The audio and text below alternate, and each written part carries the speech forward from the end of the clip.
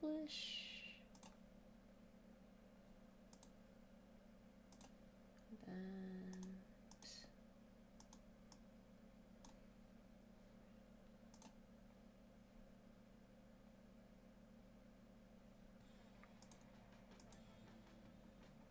alright, I seriously doubt that anyone's gonna be here, at least maybe for an hour or so. Point being, I didn't realize part of the affiliate requirements was stream for 7 days in a 30-day period, which unfortunately is not really possible with which unfortunately isn't really possible with just like once a week. And we are trying to get the emotes in, so that's why I'm here. And I needed to finish some art to get out for tomorrow anyways, because that is the release schedule. Let me adjust the camera again.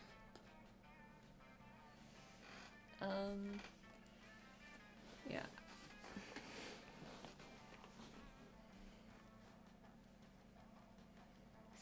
So that's happening. I seriously doubt anyone's gonna be here. It's so late. And honestly, it's fine if no one's here. I'll just talk to myself. Because we've done it before. We could do it again. And I'm not going to be too worried if people don't show up. Because that's how it goes. You live Pacific time zone and the rest of the world is either asleep or about to go to sleep. But hey. So what has happened since last stream? Work is being work as usual, so what was it? Wednesday, I don't even remember what happened.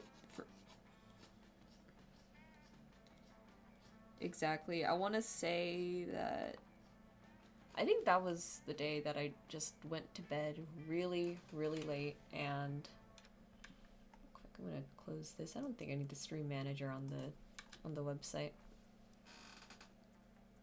Got the Monster Prom soundtrack going. I'm gonna turn it up just a little bit. I went to bed kind of late on Wednesday because Johnny was finishing up an art assignment in my room. And then I woke up early because of cramps.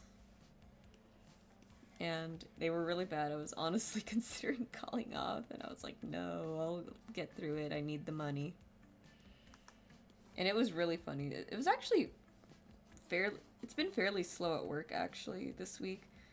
Wednesday, we usually have a rush around 10 p.m.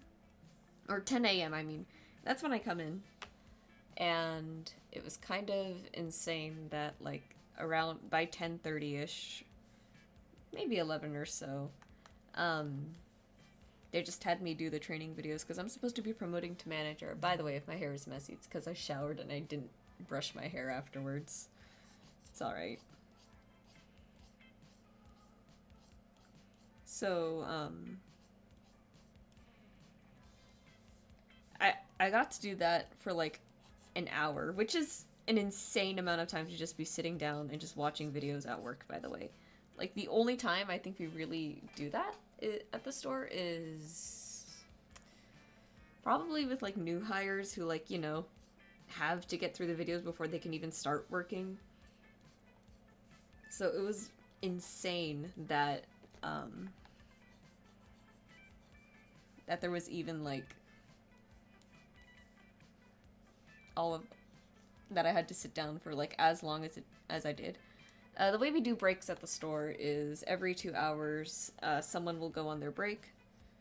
So I come in at 10, I'll have my 10-minute break at 12, I have a 30-minute at around 2 or so, it's usually beforehand because they want me for the school rush, and then another 10 at 4, and then at 6, which is the 8-hour mark for my shift, at 10, that's when I go home. I was sitting in the break room all the way up until like 12 o'clock. Maybe even like a little bit past that. I don't really remember. And I didn't regret like not taking a nap or something before work. I'd say take a nap and my shift is at 10. But in my defense, I was up like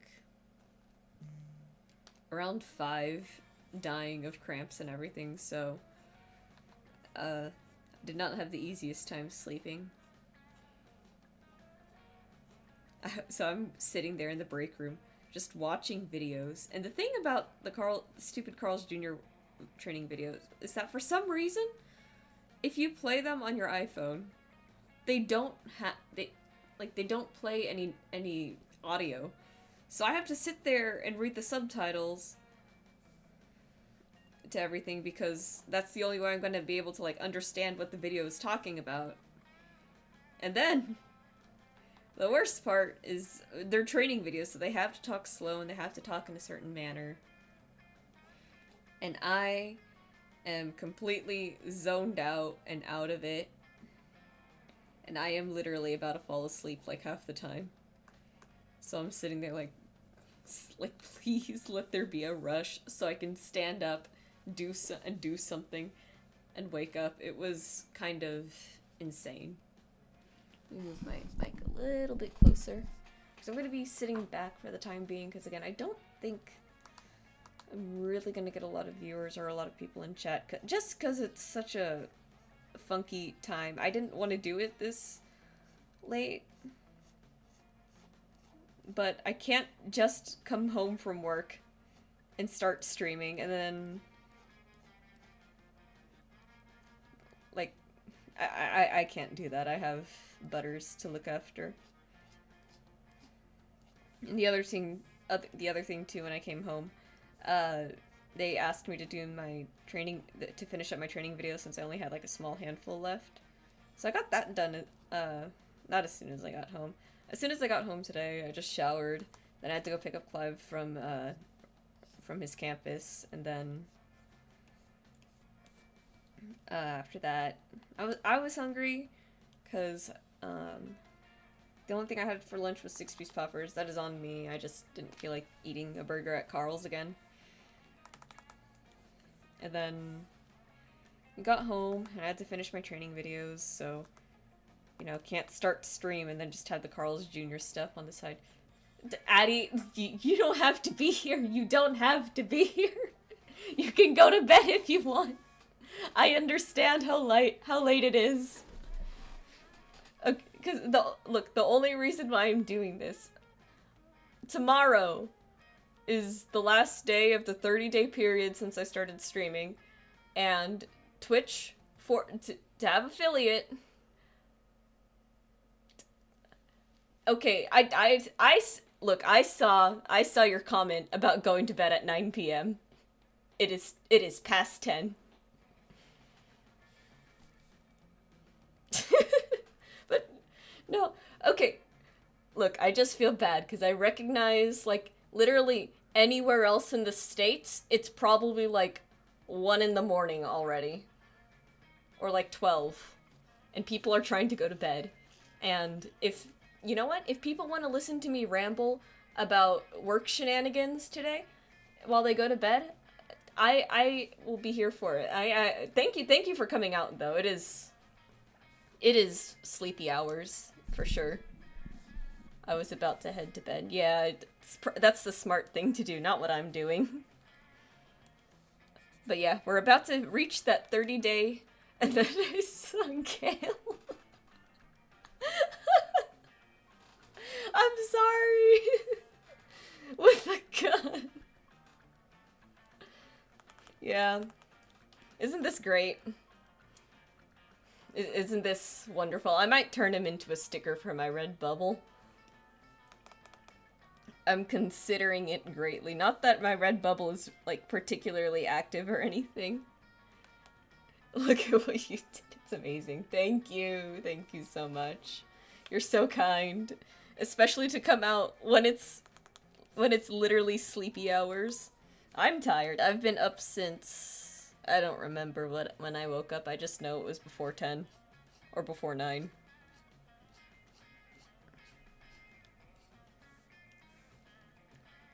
But yeah, training videos are done. Hopefully I get the promotion soon. Yada yada. And then hopefully, if tomorrow I can look at my stream dashboard, whatever it's called, and it says the period is still active, I'll probably be live again tomorrow night. And I recognize took me a work day and a half. Oh yeah. Work videos are so unnecessarily long half the time, and I understand why they're long. It doesn't mean I can't hate it still. I'm allowed to hate. Free country. But yeah, tomorrow, if I look at my creator dashboard and it says I still have time to reach the 7th stream in the 30-day period, I will be live again tomorrow night playing Borderlands 2 with my brother. We came up with a very, very horrendous challenge run. And I'm very scared for my sanity.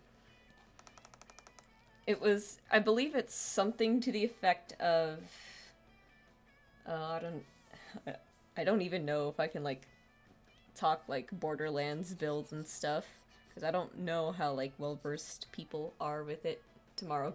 You don't have to show up. It's gonna be late again for sure, because tomorrow I'll get off of work at 6:30, which is, and again, I'm not streaming right after work. I have Butters to look after. Unless Butter wants to stream. Just IRL dog stream. Maybe that's what I'll do. I'll take Butters to the park right after I get off of work, and then I just stream him at the park. Maybe that's what I do. It's mildly doxing, but I won't think about it. Maybe one day. Probably not tomorrow, it's cold. But, the plan for the Borderlands run, I believe what we agreed on is, Breakneck Banshee Maya build, only with melee weapons. And I guess not to spoil it, but I am going to talk about it just in case it's not happening, because I still don't know for sure.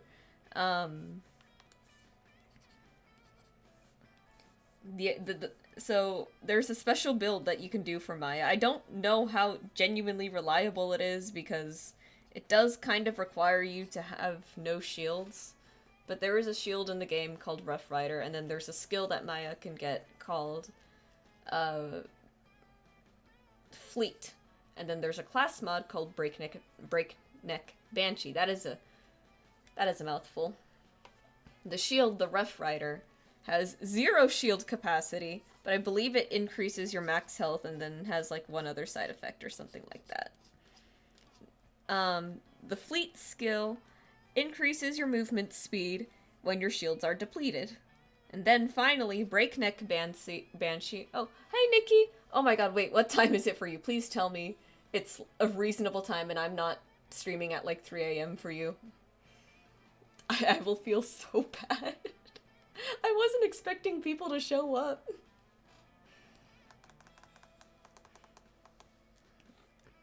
It's only like 10 p.m. Oh, cool, so you're Pacific time too. Thank goodness, because I don't know how long this stream is gonna be. I would hope it's until 6, because... Or it's only gonna take me like 2 hours to render, because I don't really want to sleep too late. So, we'll see. But, point being, when you have the Breakneck Banshee build on Maya, you are gonna be zooming. I'm a night owl anyway, so don't sweat it. Oh, thank goodness. Thank goodness. There are people in chat with bad sleeping habits, too. I'm kidding. My sleeping habits unfortunately got fixed when I started watching a silly streamer man from the UK play video games. I'm still mildly salty about that, but I'm not gonna think about it.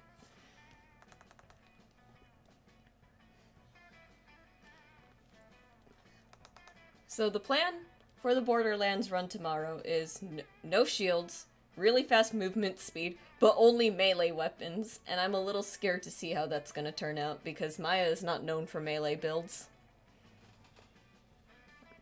Who knows, it might be funny. And Clive will be there too, if anyone remembers Clive from the very first, not the very first, but like the first stream of me, like, coming back. I don't know what to call it. It was me playing Faith and then Clive screaming Bingy Wingy at me the entire time. Oh, shoot. You know, the cool thing about Medibang paint is that it still does, like, kind of, like, adhere to paint physics, and if I color over it like this, you can tell that it sort of blends.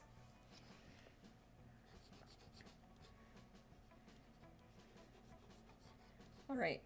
So, Nikki, to catch you up to speed on what I'm doing here on an impromptu stream. Sort of impromptu, this was mildly planned. Woke up at 1 a.m. to catch Spaghetti for Brains Northern English midstream. I was excited to catch it. You know what? That's valid. That sounds pretty exciting, actually. Anyways, to catch you up to speed, Nikki, we are doing this because I am at 5 out of 7 streams in a 30-day period to reach affiliate status. And if you remember, we are trying to reach affiliate status so we can use the silly little emotes that I made for Twitch.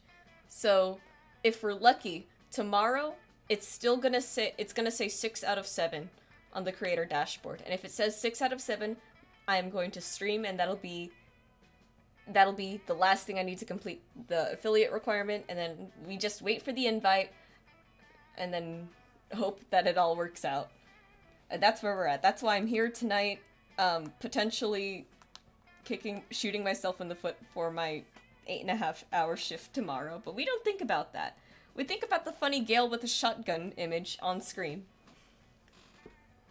Can you put in long, Professor? Yeah, of course we're gonna put in long, Professor. I have no idea how many emote slots I'm gonna be allowed as soon as I hit, as soon as we reach affiliate. But I'll definitely put in long, Professor. You can probably expect, the I just want to talk emote and then long Professor first, and then the other two, I'll just toss in there, like, or 3 actually. And the other 3, because there was one more that I didn't get to last stream. If I finish rendering this early, actually, I'll work on that one for the remainder of stream. The latest I'm willing to go up to is probably 1 a.m. because I do have work tomorrow, and it is an 8.5-hour shift on a Friday. This picture of Gale is huge. And to be fair, anytime you draw, you do generally want to fill out your canvas or page or anything that you're working on. So he kind of does have to be huge. And like I said, I am very tempted to turn him into a sticker. He'd make a great sticker, I think. And that is not an invite to buy the sticker. That is just me saying that I want to do it. Because my red bubble is there and I use it like once in a blue moon to like upload stuff, and then I forget to promote it. That's how Redbubble goes. Also, hope you guys heavy breathing, oh no. Also, hope you guys are enjoying the Monster Prom soundtrack. I don't remember how long it is. It's not that long. We'll probably switch to like maybe the Plants vs. Zombies jazz album. That might be fun. We'll see. Or I'll just fall back on good old reliable Pokemon Mystery Dungeon and Explorers of Sky, because that is literally the best one and no one can tell me otherwise.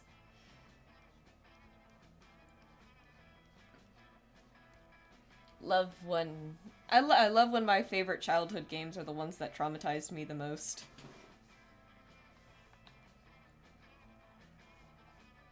I actually played Explorers of Sky on stream a while back. It was when I was dating my friend, and so what happened was I really wanted to play, but I really wanted to record like the actual game itself, just to look back on it and everything, right? Because I love that game to death. I've maybe played through it like 7 times now, because I would reset it so much as a kid and everything, and I'd play through it again and again and again.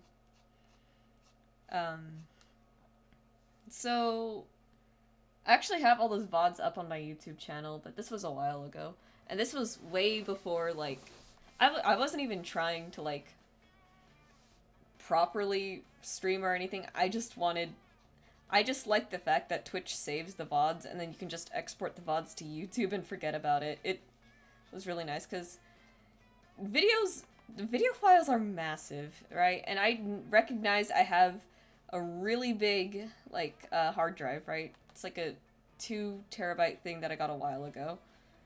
But videos are, that doesn't change the fact that, like, a 5-hour video of me playing Explorers of Sky is a 5-hour video of me playing Explorers of Sky. So yeah, it's there on my YouTube, which I never promote because my YouTube, if my Twitch channel is held together using, like, duct tape and everything, my YouTube channel is held together with, like, chewed up pieces of gum and leftover stickers. And that is the best way I'm going to describe it. I don't even have, like, the same profile picture on my YouTube. I should pull it up. Arachnophobia warning incoming? Let's see. Because you can't find me as Pigeonker on YouTube.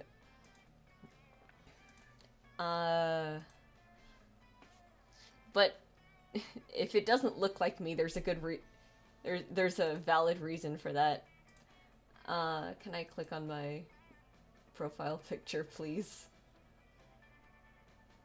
I cannot. Okay. So clicking on that's just gonna do the channel customization. We'll just zoom in. My YouTube channel is literally just one song on my PFPs from like 4 months ago. Yeah, no, exactly, because like, why would I don't really use my YouTube like in a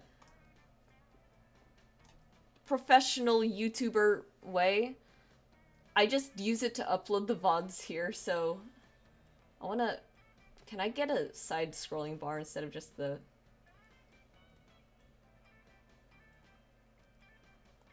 Okay. We're gonna turn it on. Now, arachnophobia warning if spider imagery makes you uncomfortable. This one? Yes. I want to center this, but I'm not getting a side-scrolling bar here, so we're just gonna have to deal with that. This is Spider Hand. What? I don't know what was going on. It's just a little guy. Yeah, it's just a little guy. Backstory behind this one. This is a funny one. Oh, that one's a little loud. Hang on. Oh boy. Okay. We'll pretend on stuff.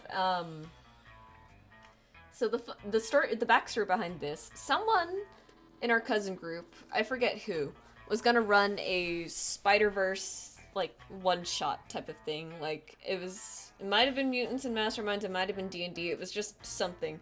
So we all had to create Spider-Sonas, for this, and at the time, I, 1, had not seen Spider-Verse yet, and 2,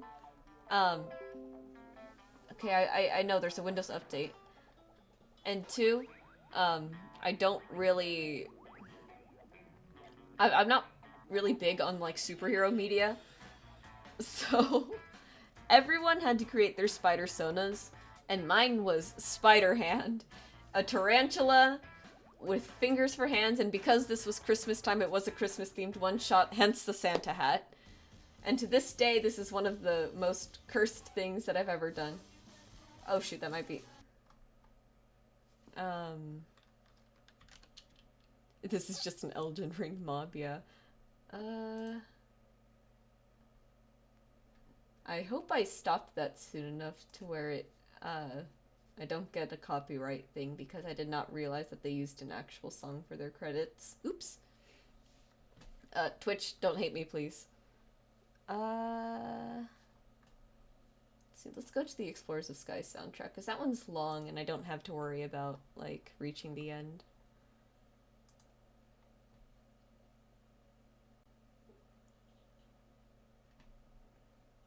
What I'd give for this to be on Spotify, and I recognize I could just get Apple Music, but I'm lazy. So... But yeah, that was my that was my little like spider sona for the one shot, and it was very silly, and everyone hated it.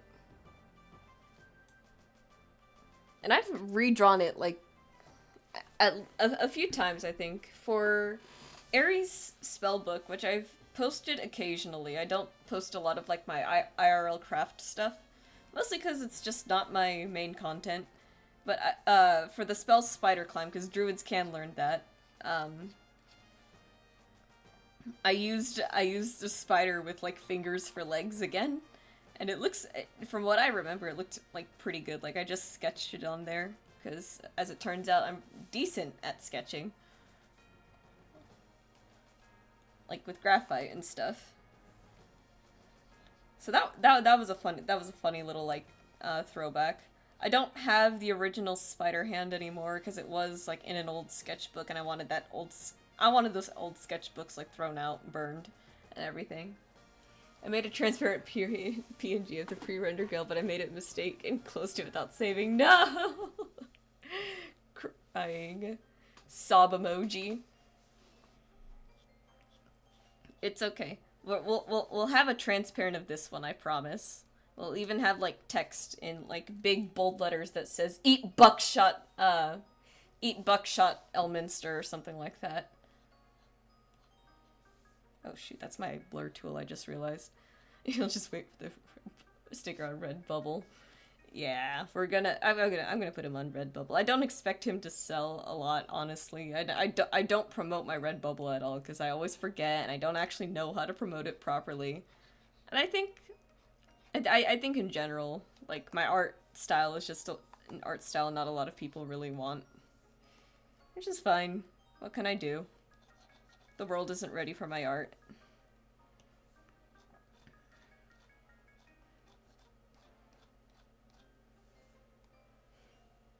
I don't know, copyright rules, but the Layton series has some banger soundtracks if you need more background tunes.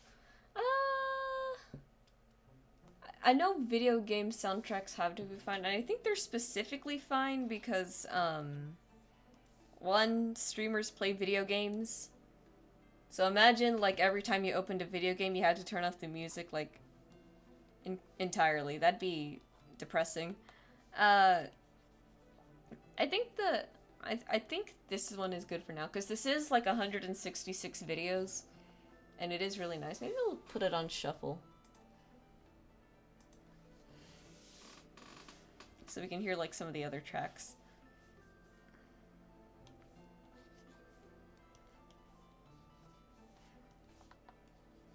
But yeah.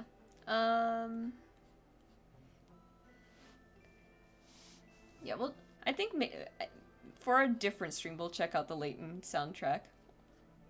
Let's see. One of the only reasons why I know video game soundtracks are also okay is because, a speedrunner that I sort of watch,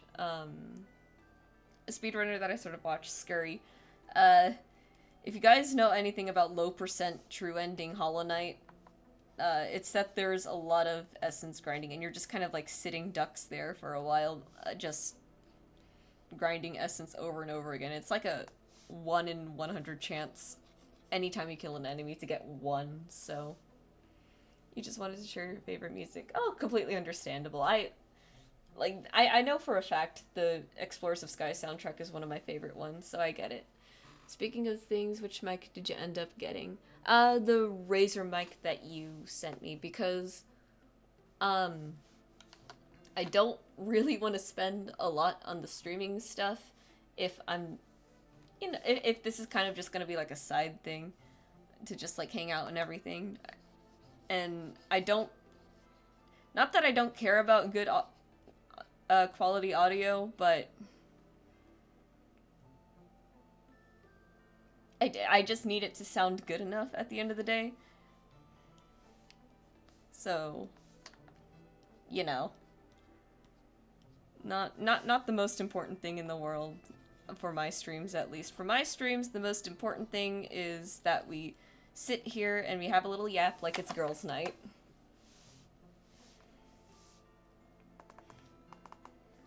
So, yeah. Today was also like mega slow at the store today. Very sleepy day. Well, not as sleepy because I actually did get a lot of rest today, which I was very thankful for. Same will probably not be said today. Oh, that's cute. It's a cute nodding thing. I wonder, maybe I should do I should try animated emotes one day. One day, not today. Let's see. How did everybody else's Thursday go? Because mine went by. Mine certainly went by. Girls' night, right? Time to plot some murder. I mean, vacations. No. Murder is absolutely a girls' night thing. There's no real question about it. I don't mean this in like a very generalizing way, but it's really funny. Like, it's really funny being a teenage girl sometimes, but then you're like one of those teenage girls that are like, that think they're like so quirky because they don't listen to pop music. They listen to like the punk rock alternative stuff, and then they have crushes on fictional serial killers named Jeff. Saying very incriminating things about my childhood right now. Jeff the Killer? Yeah, Jeff the Killer. What edgy 14-year-old girl didn't have a crush on him? Or something. I don't know. It always comes back to Jeff the Killer. Speaking of, I don't know how... Slender Man? You don't understand what it's like, being in high school, and you're there, like, kicking your feet in the air, writing your little self-inserts, and it's like, and then he came through the window, holding a knife, something, and he said, "Do you want to run away with me?" And I said, "Yeah, I'm so sick and tired of my life." And then, like, you look at the life that they have, and it's literally just, like, supportive parent, and then, like, some bullying here and there, and it's hilarious. Or other times it'll be, like, over the, like, really, like, blown out, over the top, like, depictions of, like, bullying and abuse. Some of the best part, though, was that some of them were, like, some of the ex-reader fanfics were so well written, and it was like, Jesus Christ. Like, this is good. This is, like, too good for the fandom that it's in, but it's really good. Twirling my hair, blowing bubblegum, doodling my journal of me kissing him. Exactly. You don't understand. Or you do understand. You clearly do understand. But it's like, God, what a time to be 14. You know? And, like, that's what we need to go back to. We need to go back to the good old days of, like, pre-TikTok, where little girls were just falling in love with faceless monsters in the woods. I think that would fix society. And we're adding this to the list of things to use, that the court is inevitably going to use against me in a civil trial. And this moment recorded from your stream. This is you saying that little girls should follow faceless men dressed in tuxedos into the woods, right? In my defense, Your Honor, 2014 was a better time. X-Reader is always either the worst thing you've ever read or borderline Renaissance quality artworks. The passion bleeds through. It's so true. Idolizing animal serial killer. It's insane to me. The creepypasta fandom is... I mean, looking back at it now, it's like, in your defense, my honor, would. Yeah, that'll sway the jury. But no, yeah, I love when people are just so incredibly, like, good at what they do, because they'll take, you can take a meme community, like the creepypasta community, right? And then you can write you can have, like, the most, like, insanely well-written story, but it's still, like, paired with the silliness of it, like, it's a creepypasta fanfiction. It's not the talent that's funny, it's the source material that is. Because have you, by any chance, have you guys, like, recently read, like the original story of Jeff the Killer, like the original unedited version that they have on creepypasta.com. Different fandom, but I actually learned how to write fight scenes because of my dumb teenage fanfiction mood. No, yeah, I love when the romance takes a sudden turn to action and like suddenly there's a lot of like knives going everywhere. Maybe there's a gun here somewhere in the midst of that. But no, yeah, action scenes are so fun to write. I think a really interesting tip actually about action scenes, one that Johnny told me. You want to otherwise is it really even romance? It really isn't. Yeah, accurate battle scars and medical care. Exactly. That's exactly how it goes. Reading Jeff the Killer fanfiction is your area of expertise. So go on, educate us. Okay. Okay. To educate. If you want to write action scenes, this was a tip that my brother gave me a while ago when I was writing something, I forget what it was. I had a lot of fan fiction that I have thankfully deleted it off the internet before I opened my AO3 again. Well, a really good thing to remember is that action has to be fast-paced, so one of the best things you can do is keep your sentences, like, relatively short. Still be, like, still try to evoke, like, a lot of, like, imagery about what's going on, because there is going to be a lot of moving parts, but don't have, like, really long run-on sentences. Maybe break up your paragraphs a lot more. And a big thing, too, is that fights realistically don't last that long. Like, maybe our perception of, like, how long a battle should last has been warped with, like, popular media. Like, take Dragon Ball, for example. A fight there can last, like, 5 episodes, when in reality, fights in real life, or if you want to translate it better to, like, something more realistic, they probably happen over, like, 1 or 2 minutes. I don't usually write... So, don't write like I'm from the early 1900s. Got it. Yeah, there you go. Don't write Dragon Ball scenes. That's the basic thing. Unless you are writing for Dragon Ball, in which case go for it. Let's see. Man, all the Jeff the Killer talk is making me think. Like, maybe I should have a Jeff the Killer related stream.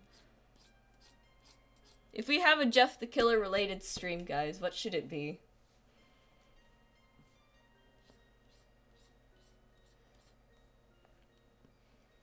I'm open to suggestions, because I don't really know what I would do aside from dramatic and awful reading of the original. In the story I'm writing, the fights are all between I'm assuming regular people. Yeah, so... Darn it, pressed send early again, mood.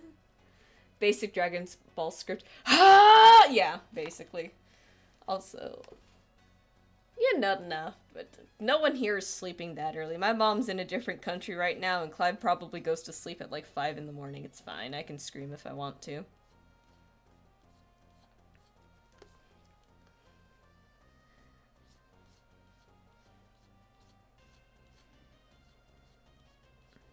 Yeah, like regular people, so maybe it's like a 10-minute fight max. Yeah, at max, it's like 5 minutes, but if if you've been to high school, which I'm assuming everyone has been to high school, right?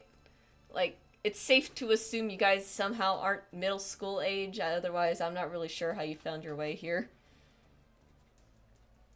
But assuming you've been to high school and, like, seen fights, they really don't last longer than, like, a minute, which is the interesting part. I was homeschooled, so... okay. So I've seen my share... Yeah, still had fights, though, exactly. So, I've seen my share of fights. They really don't... They don't last more than, like a minute or so, because usually there's a lot of people to, like, break them up, or someone just gets knocked out really early. That's kind of just how it goes. Again, I think a lot of, like, our perception of how long fights should realistically last has been severely, like, tampered with, like, by, like, popular media and everything. Which is fine. You can have the long, drawn-out fight scenes. They are fun. They are fun. They make for like really entertaining, like just like not junk food, but it's fun. It's fun content, you know? Especially when you're watching it, it's like, ooh, what's gonna happen next? But like realistically, I think the longest a fight should be lasting is like 5 minutes or so, and that is like absolute maximum. One scene in my story has a fight that ended one hit because they had a secret brick. Real. That no, that's a valid strategy. I too would carry a secret brick on me if it wasn't potentially illegal. Yeah, they had. Yeah, they last like 3 punches or so until a teacher steps in. Students drag them away. Exactly. Yeah. So school fights definitely should not be lasting as long um, as some fan fiction might lead you to believe. And again, if it's just like in an alley with like two people, I don't see it lasting longer than like 5 minutes. Just because if it's an alleyway with two people, at least one of them's gonna have a knife or a gun. That's gonna be over pretty quickly. Oh, I had an earlier chat message too. Welcome. I didn't realize you hopped in a bit ago. You can scream when you want to. That is true freedom. Yeah, that's the America that we should all be living in, where we can scream at any time of the day, no matter how late the hour. No, don't do that. Don't do that. You have the freedom to be an asshole, but that's still gonna make you an asshole.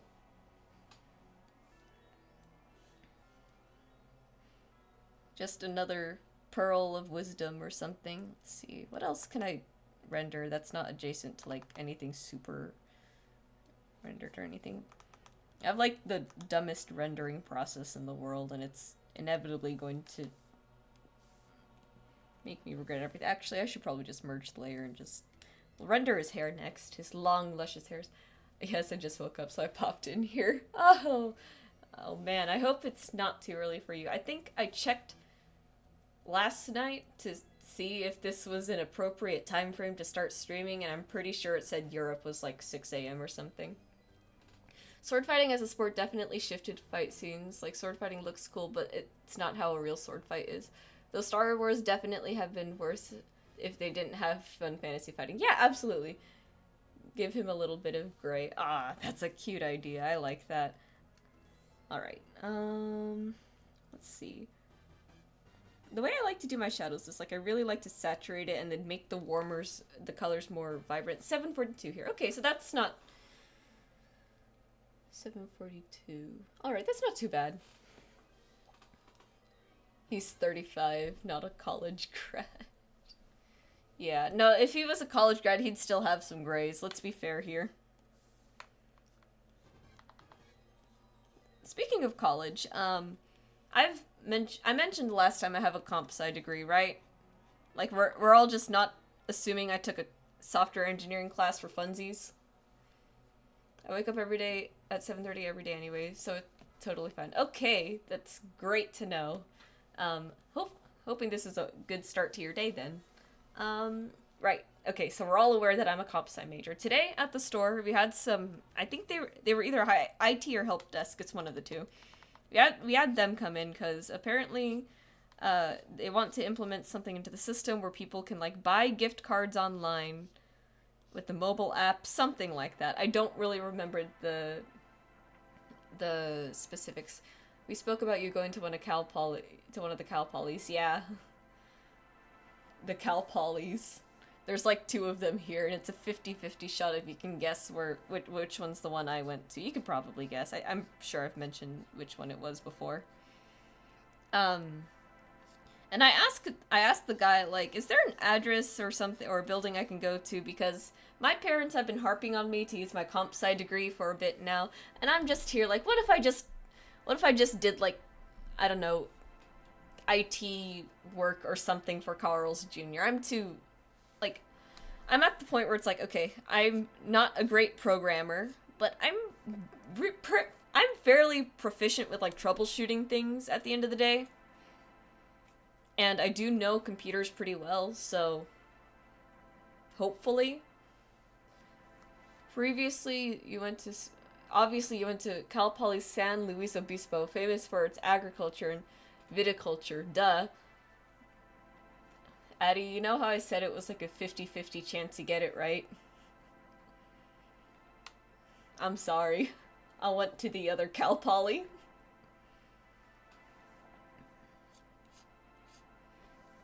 No!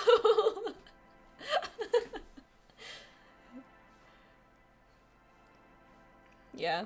So, I'm gonna see if I can get like a more. I hate saying a more corporate job because I'm definitely just so over corporations at this point. But I am. I don't remember what the other Cal Poly is. It's Cal Poly Pomona, or as I like to call it, after somebody devious licked the sign outside the campus, C Popo.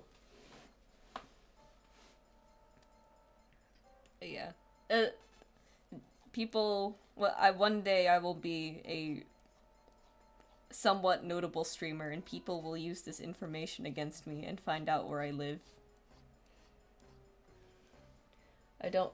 Oh no, I read that already. But anyways, I'm hoping I can find like a job application for that because I definitely don't want to be doing Carl's Jr. for the rest of my life, or at least the burgers and fries part of it, like the customer service stuff.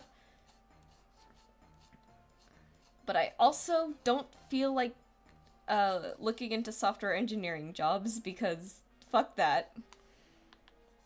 Maybe I should just use my comp sci degree and make funny little bots for chat. Maybe that's what I'll do with it. I swear, I feel like every time I find, like, someone... But you already watched the training videos.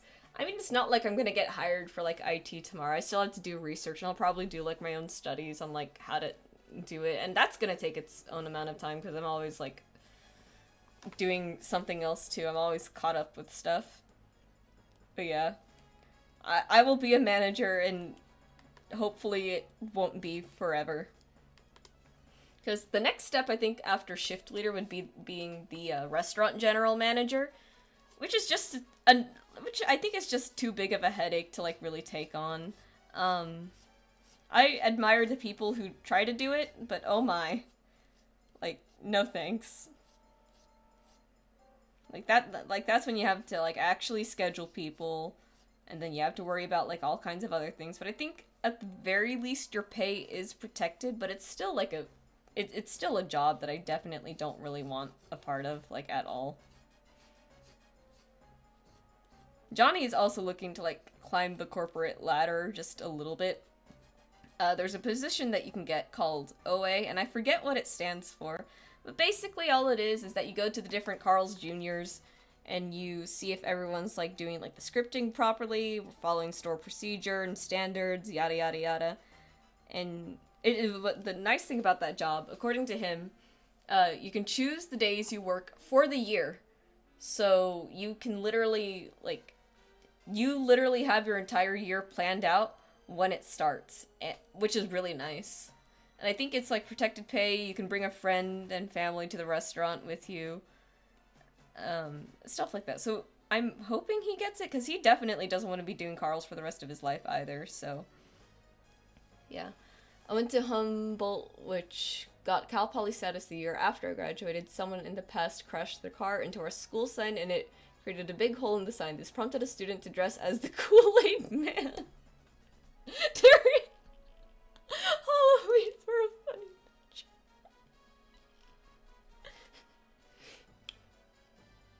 I'm not asking you to post this online, but I need to see it. That's incredible. That is the best thing. Yeah, I mentioned Devious Licks earlier. Absolutely dumb TikTok trend. I do not condone it in any way, shape, or form. However, and we are definitely adding this clip to the evidence to be used against me in court. One day, it was like just a small little like lunch period before class. We have this thing on like Tuesdays and Thursdays called U Hour. It's like the hour of like 12 to 1.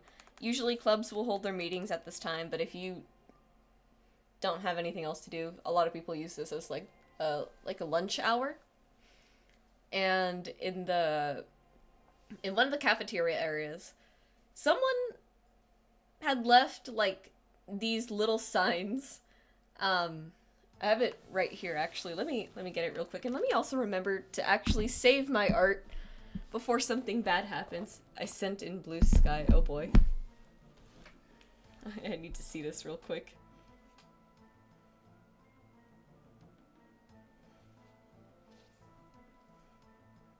I swear it's not a scam again. Oh yeah, speaking of, I need to see if the... Oh, this is beautiful. That is wonderful. I love that.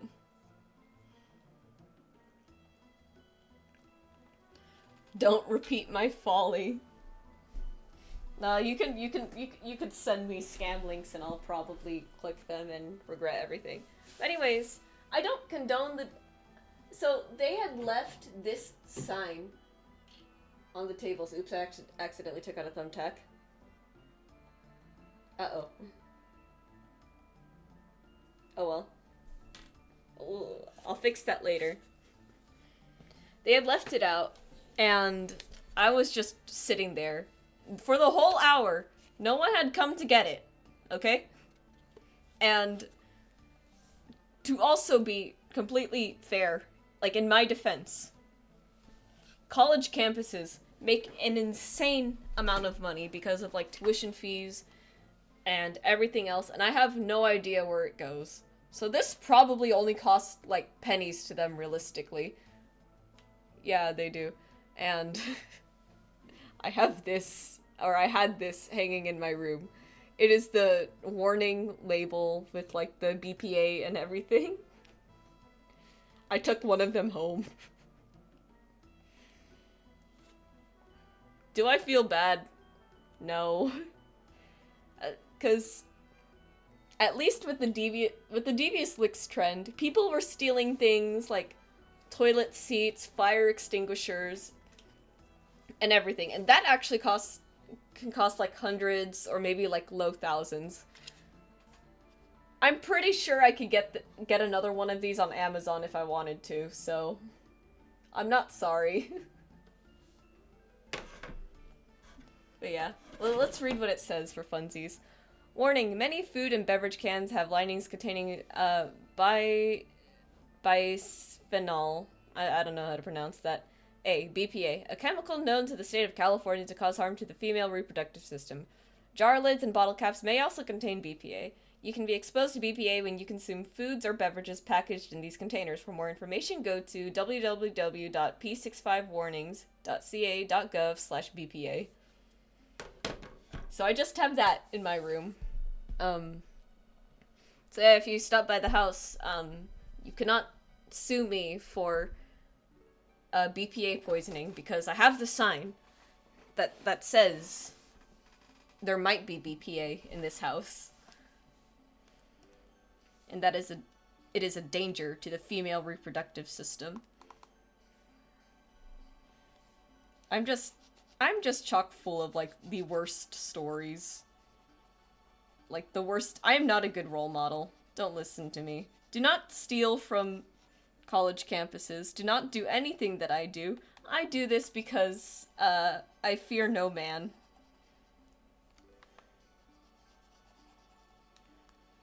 And I'm just waiting for the day where all my actions and consequences catch up to me in the worst way possible. This sign only appears in California. This does not mean BPA doesn't exist anywhere else. Ah. Why? That's like... Now I'm just concerned. That's like... So you're telling me, like, I can go to Texas, I can receive reproductive harm because of BPA. Could I sue, like, the state of Texas or something then? Because that's insane.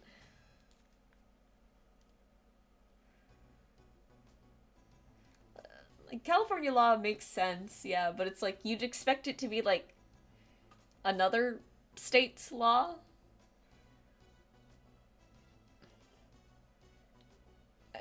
I mean, you probably could. Everywhere else just kind of has accepted that it's an inevitable risk. Fair enough. I don't think other states it's an issue. Well, you know what? You do you, the other 49 states of the United States of America. You do you. I don't know. I appreciate when, Oh, hey, Clive. What? You guys can't see this because he's off camera. More gray, please. We'll add gray in the highlights, trust me. Stick. I'm concerned. What are you doing with that? Stick. Stick.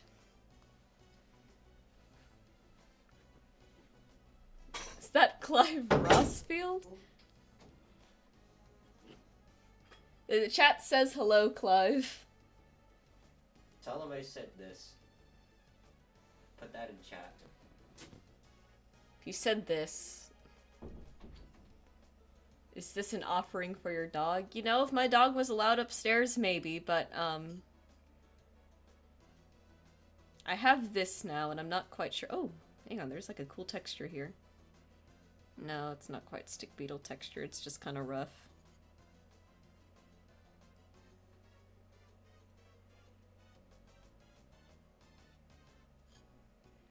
Of all the things to happen on stream, this was certainly one of them. And this is reminded me though. Okay, so we all are aware of the fact that vampires are one of the weaknesses to them. It's the stake through the heart, right? Take your dog to the park, yeet that stick. Unfortunately, Butters doesn't play with sticks. He likes playing with his ball.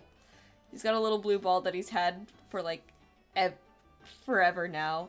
I don't know how he hasn't lost it, because he seems to lose all his other toys, except this one. But yeah, the vampire stake to the heart weakness is hilarious to me. Because stake through the heart can be quite devastating. It's devastating to just about anyone. Like, if I, like, steak, yeah. Yeah, basically, yeah. Cause, I don't know, it's a really funny weakness to have. I think I saw somewhere that the original lore is that you drive it through their chest so they don't get back up again. But I think in more recent terms, it's like, oh, one of the ways you can kill a vampire is you stab it in the chest with a stick. Like, that doesn't kill literally anyone else. You can accuse someone of being a vampire, shove a stick through their chest, and be like, look, it killed them, see, he was a vampire. Like, that is... That is definitely something. Can I turn this steak into a steak? Yeah, that's kind of dumb. Yeah, thank you. Like, again, it's hilarious to me, but alright. That is such a human exactly, it's... Again, it's not, I recognize it's not the original lore, but the way that it is interpreted, a witch will float on water. Babies float. Babies are witches. That is the takeaway from the stream. Babies are witches and should be burned at the stake. If she dies, she's not a witch.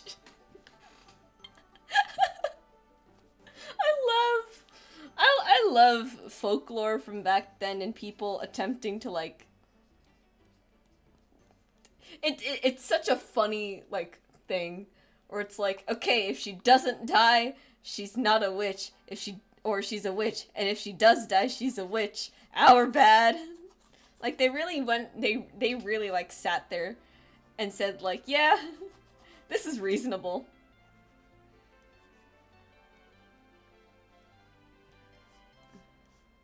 This is...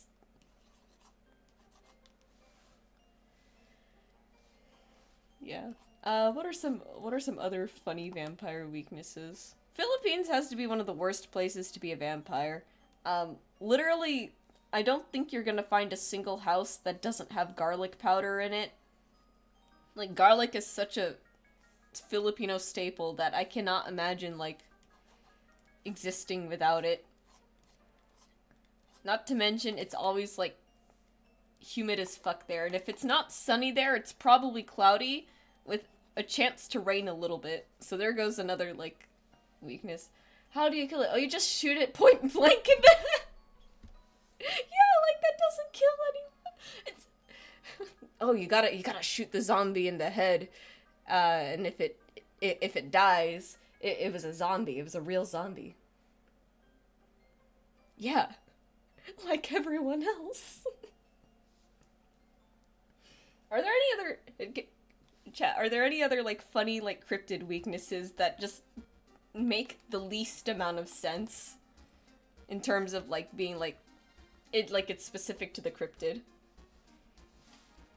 Because I can't think of too many. I know in Philippines, the aswang, which is our Filipino version of a vampire, the way you have to kill an aswang, one of them, you take a bolo knife and you stab it in the back, which again, I think would kill a lot of people. So it's like,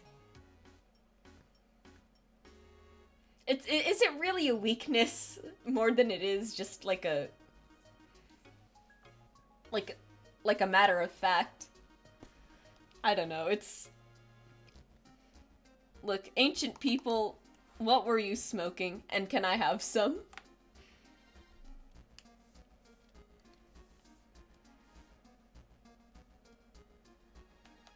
How do you kill it? No, that's the same Twitch message. My memory is not being good today. I used it all up when our systems got shut down and I had to memorize 3 drive-thru orders. Oh yeah, that was the other thing that happened today when, like, the help desk guys were there. They rebooted our system so many times, and the entire time that was happening, I was just there like, please don't come in the drive-thru, we're not ready. And then 3 cars came into the drive-thru and I was like, fuck! I don't know how I memorized those orders, but I'm so glad I did because that would have been a nightmare.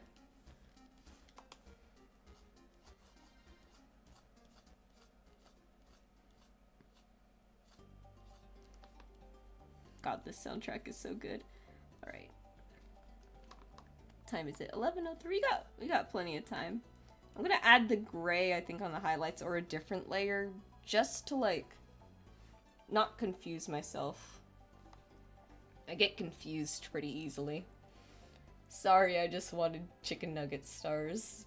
Yeah, basically. Please don't order 3 combos at once. Not now. Basically, that was what it was for, like, 5 minutes. And I know 5 minutes doesn't sound like a long time, but considering our drive-through goal is, like, 3 minutes and 30 seconds, and our pass-out time is...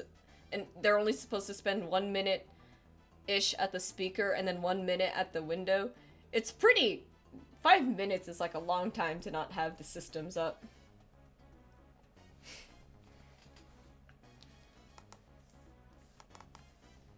Let's see. Nope. Nope. Let's see. So tomorrow, what's happening tomorrow? It's 8.5 hour shift. Another potential stream at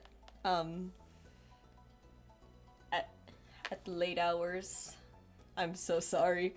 I really am hoping that tomorrow, if I wake up, I can check my creator dashboard and it still says I have time to get 1 more stream in. Thank you for the service you provide at Carl's. If only my service was enough to get our ratings up. Our ratings are so low. You guys want to read some funny 1-star reviews from the store?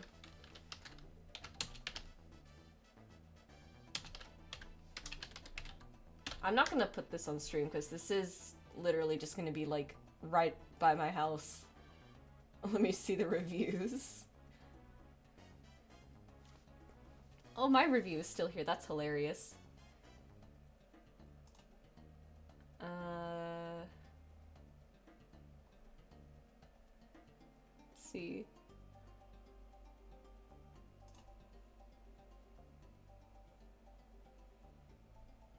How did there? I think it's so unfair to review fast food joints that have such a high turnaround rate. Yeah, you're not wrong. Well, for a while, we've just had like an understaffing issue at the store. So whereas a full staff is like 6 people, the average staff at Carl's Jr. is usually like 3 to 4, which is big ouchies. Let's see. Someone here says that they got their cheese stuck to the paper. I'm not really sure how that happened. Let's see. Typical Carl's Jr. with the worse than advertised food. The staff is a little slow and the service is not fast. It is a fast food joint selling overpriced burgers which are not well presented. And then he refused to even show a picture of the burger. Every time I've been to my local Carl's, it's been a different person at the window every time. Oof. That's how I feel with the McDonald's that's near our house. It is actually hilarious. We'll be there and I see some familiar faces, but there's always like someone new, and it's like,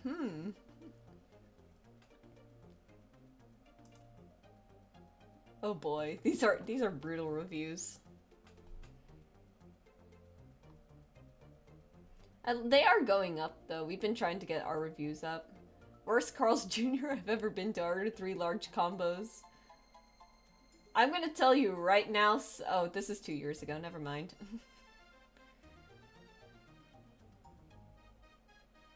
6 months ago. This somehow they are always out of chicken. We're not always out of chicken, actually. There was just a manager before who would say that, like, oh, we don't have chicken tenders because she didn't want to make them. It was really bad.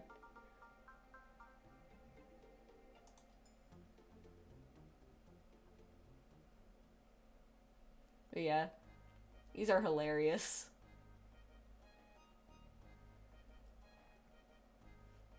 One month ago. Never come here. It's so bad my burger had a singular tender, no sauce, and 4 pickles.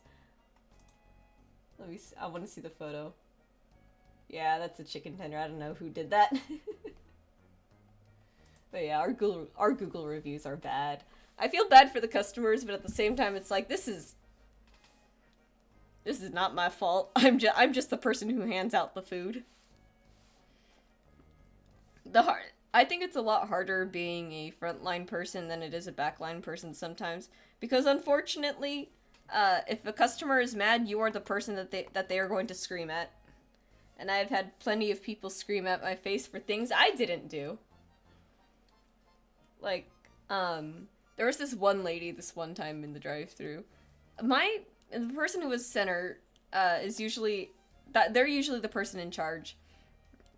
And she tells me, like, Kyra, park the car, right? And I'm like, okay, I'll park the car. And the lady is, like, upset, right? Like, nobody likes parking their cars in the drive-thru. It's just we ask people to do it for the drive-thru time, right?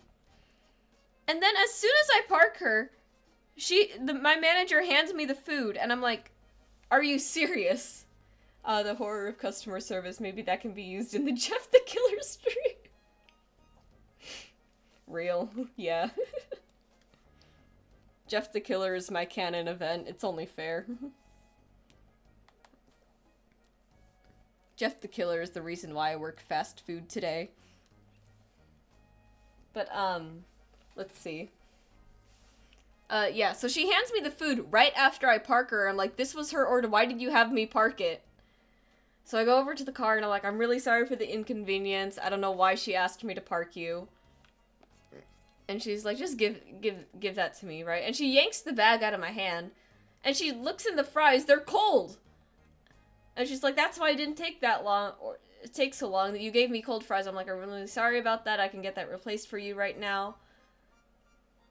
And I forget how exactly that turned out, but she had, like, a whole rant to me about, like, you know, the Carl's Jr. is the only place I can come to because it's right there by my house, yada, yada, yada. And the whole time I'm just like, yeah, I'm sorry. I'm just nodding, but in the back of my head, it's like, you don't have to come to this Carl's Jr. realistically.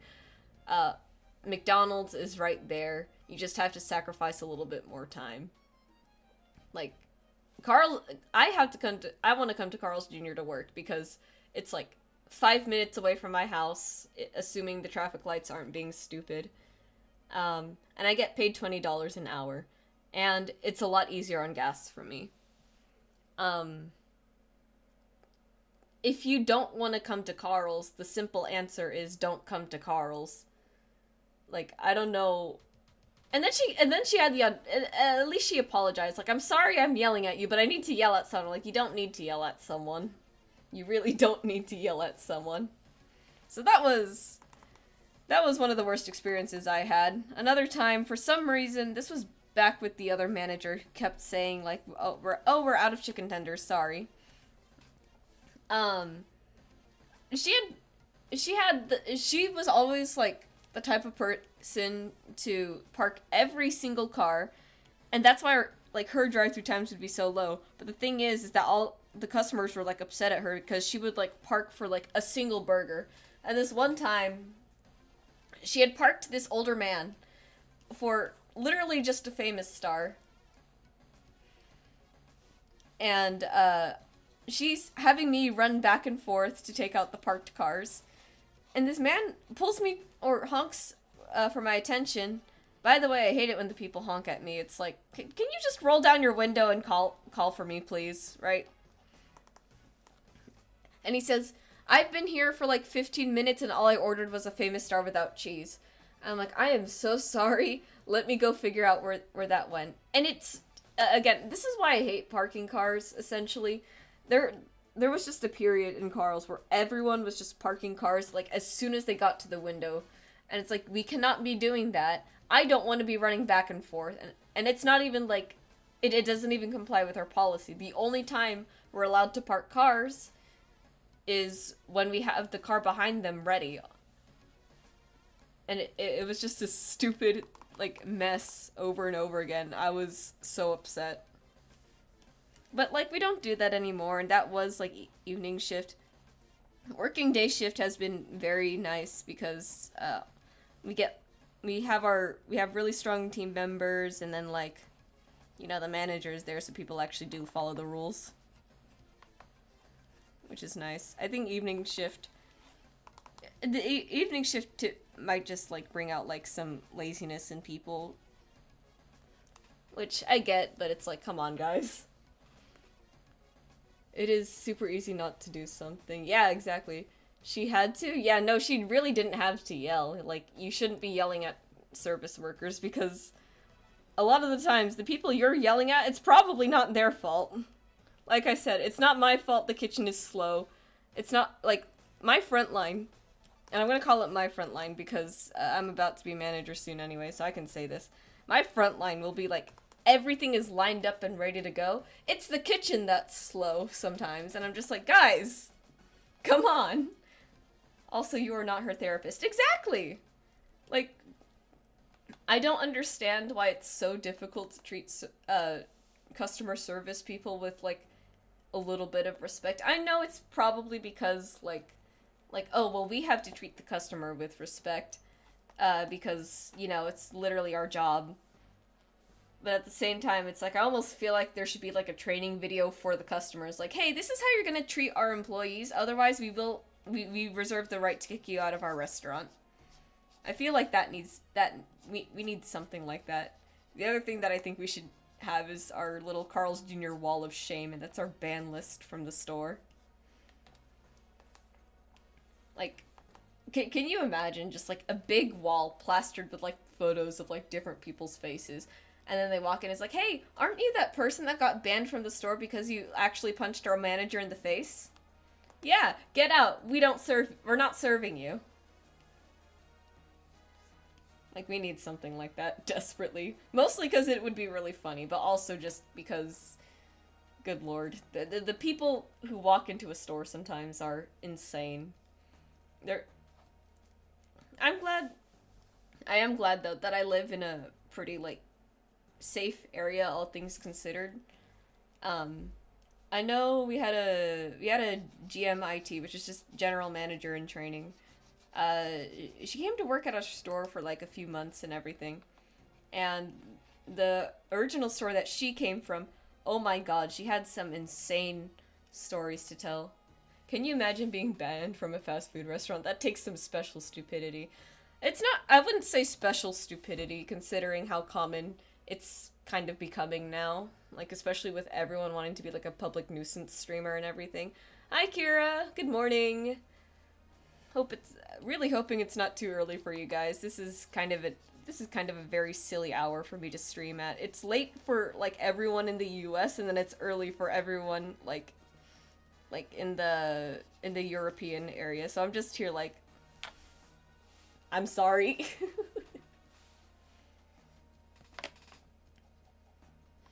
All right. Kira, to catch you up to speed, we are doing this because I am 2 streams away from getting affiliate, and unfortunately I do have to do this in a 30-day time period. Tomorrow is the 30th day, and I don't know if Twitch is going to reset my stats. So we're doing this just in case they don't. Because if they don't, it means I can stream tomorrow night, hopefully. And we'll have all the requirements we need to get affiliate, which means you guys can start using the emotes. Don't worry, just got out of bed. Well, I hope this is a good start to your morning routine, because, oh boy. Gale wielding a shotgun is definitely a way to start the day. Also me ranting about customer service things, but you know, as we do. Yeah. But anyways, this other manager, her name is Wendy, and the craziest things would happen at her store, because her store was in a more lower income area, and the homeless people there were going insane, to say the least. So, like, I think she described it like their drive-thru had like a pipe with like water pouring out. I don't know if it was like tap water or something, or if it was just like a gutter thing. But there would be people like bathing, butt naked, out in their drive-thru. So I imagine like a lot of customers must have had like a lot of fun seeing that. This other time, according to her, this homeless lady walked to like their beverage bar, stripped out of her clothes, and just started touching herself and just screaming about it, like at the top of her lungs.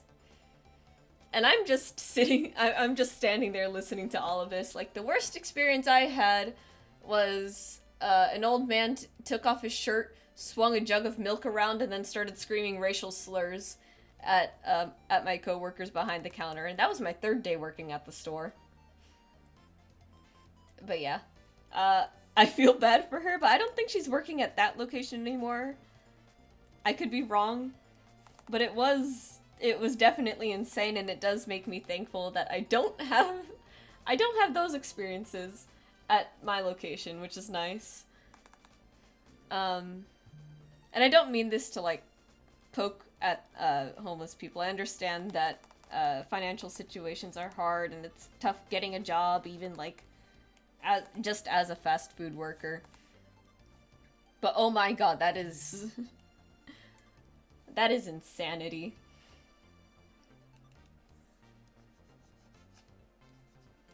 I don't think I could deal with that. I think if that happened to me on a regular basis, I would have been long gone. I don't care how much they pay me. I would have been scared for my life coming into the store more often than I already am. I think Johnny has definitely received like at least 2 death threats, because yeah, Carl's Jr. is definitely worth killing someone over. Like, how insane is that? You can literally just be a fast food worker, and you can actually just be somebody's, like, canon event, and then they're gonna be out to, like, kill you for some reason. Like, the state of society in today's day and age just blows my mind. Let's see. Just a little bit of spillover there. And I forgot to render those other things. Oh my god.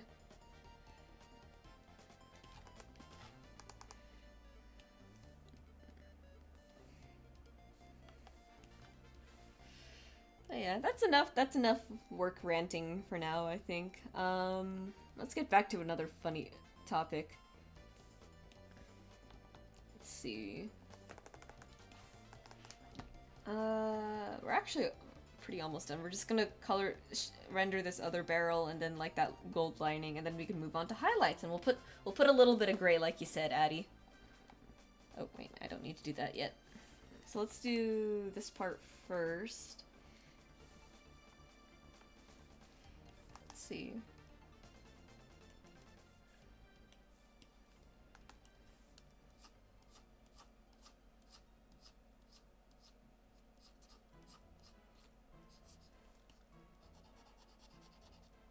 I like using the watercolor brush for like metal shading just because it really makes it look shiny and smooth, which I think is pretty accurate to metal in real life.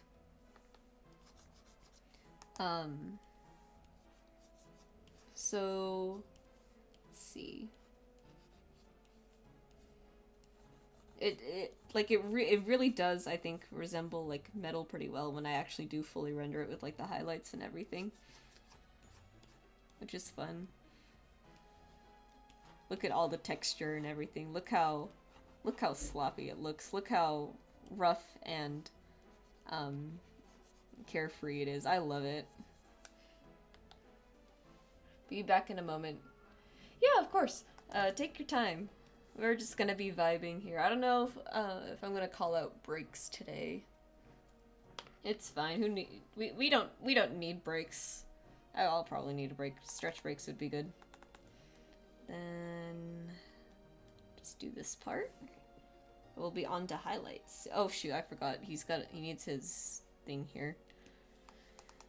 There have been so many instances where I forget like certain details that I want to paint in rather than draw in.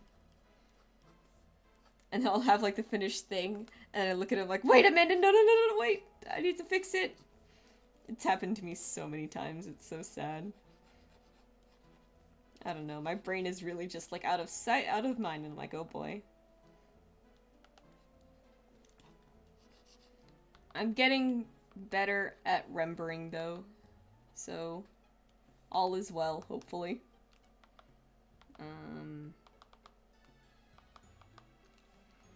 Let's see, I see a little bit of spillover. There's the eraser.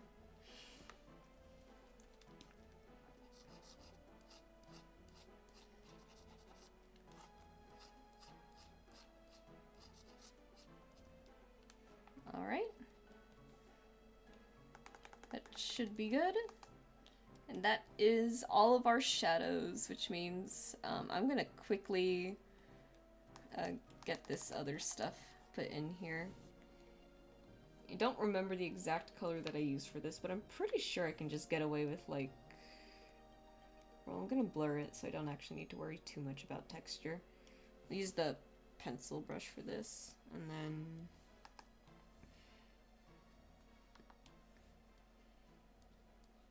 We'll just paint that in there.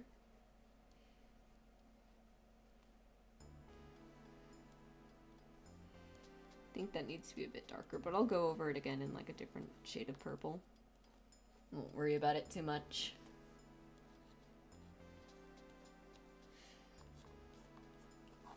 You guys think the text "Eat Buckshot Elminster" is funny enough?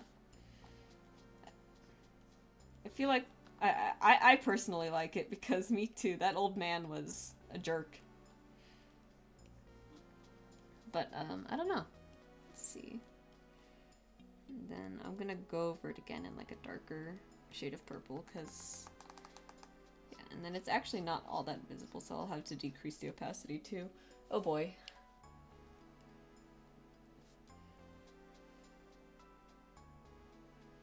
And then... Let's do this. Oh, another thing I think I'd like to do with the VODs, I feel like it'd be fun to like time-lapse them a little bit and like make a speed paint out of it. Because one of the things that I love about like process videos and like people talking about their art is that on the surface there's like so many like little details you probably would never like notice. But when you watch someone do the process or when you listen to someone talk about it, like this is the kind of stuff that they'll talk about. Like me, for example, like putting in like this sort of darker center so that it kind of creates a gradient going outward. Like I'm gonna zoom out like right now, right? You would never, well maybe you would. You couldn't really like see it unless you like zoom in, but even then I'm gonna like decrease this a bit and then I'm gonna put like a little Gaussian filter over it. Oops. Let's see. 3's a bit intense. 2's probably fine, and then just something like that. 50% should be good. I'm like, you wouldn't be able to see that. I probably just wasted my time doing that because you still can't really see it all that well. But, I don't know. It's like really small things like that that I love to appreciate about art because, like, I think it just shows like the amount of like attention and care that a lot of artists put into their craft, and I think, you know, that's very important. Okay. Let's see, how are we gonna do the gray? I don't typically do this. Take this. Then, let's see.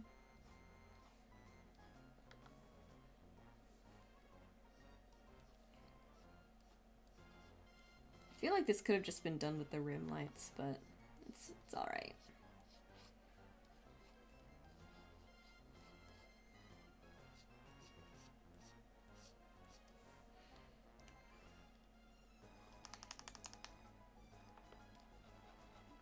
And I want to make sure actually that I follow like the exact directions of the strokes here.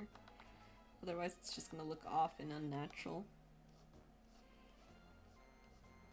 You know? Like, it's so stupid. I know what I'm talking about, but I never actually know how to articulate it because I never took an art class and all of the vocabulary is lost on me. Let's see, 11:27 right now. We'll definitely have this finished by 1 a.m. and I don't have to worry about sleep depriving myself too much for my shift tomorrow. Let's see. Erase that spillover. And there's more. Oh my god. Everything is so sloppy. I know some people, I think, are probably fine having like some of their rendering spill out of the outlines, but unfortunately my style is not really like very friendly for that, I should say. It's like some people can get away with it because their outlines aren't nearly as defined as mine, right?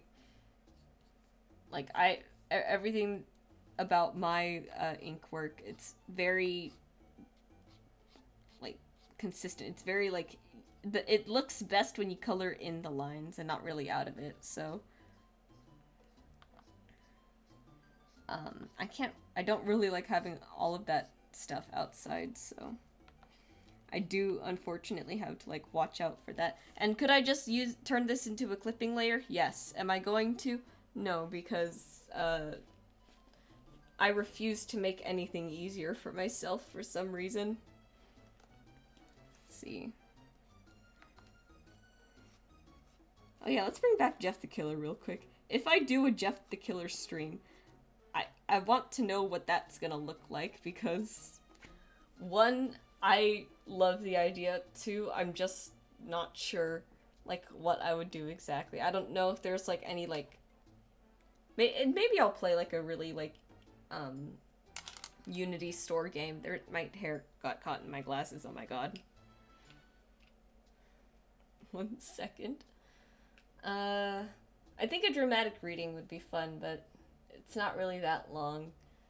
And I feel like if I just sat there on a call with someone and reacted to the story and read it back and forth, that's essentially just what Creepcast did, which doesn't feel like very creative. So I'm not really sure what I would do with that.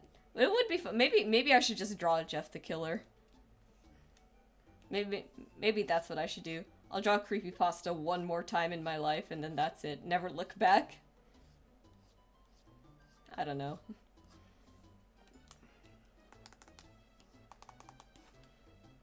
think the grays are looking nice. Don't want them to be too overbearing, but at the same time, I need them to be visible. This man's got stress from being a 35-year-old wizard with a bomb in his chest.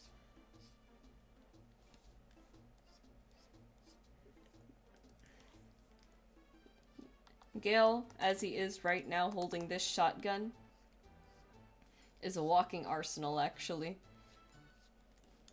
He's got a bomb strapped to his chest and he's got a shotgun and he's not afraid to use it.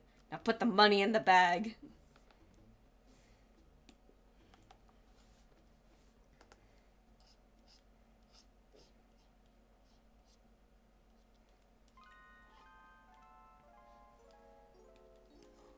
Let's see. Erase that. Yep. And we're almost done adding like all the grays and stuff.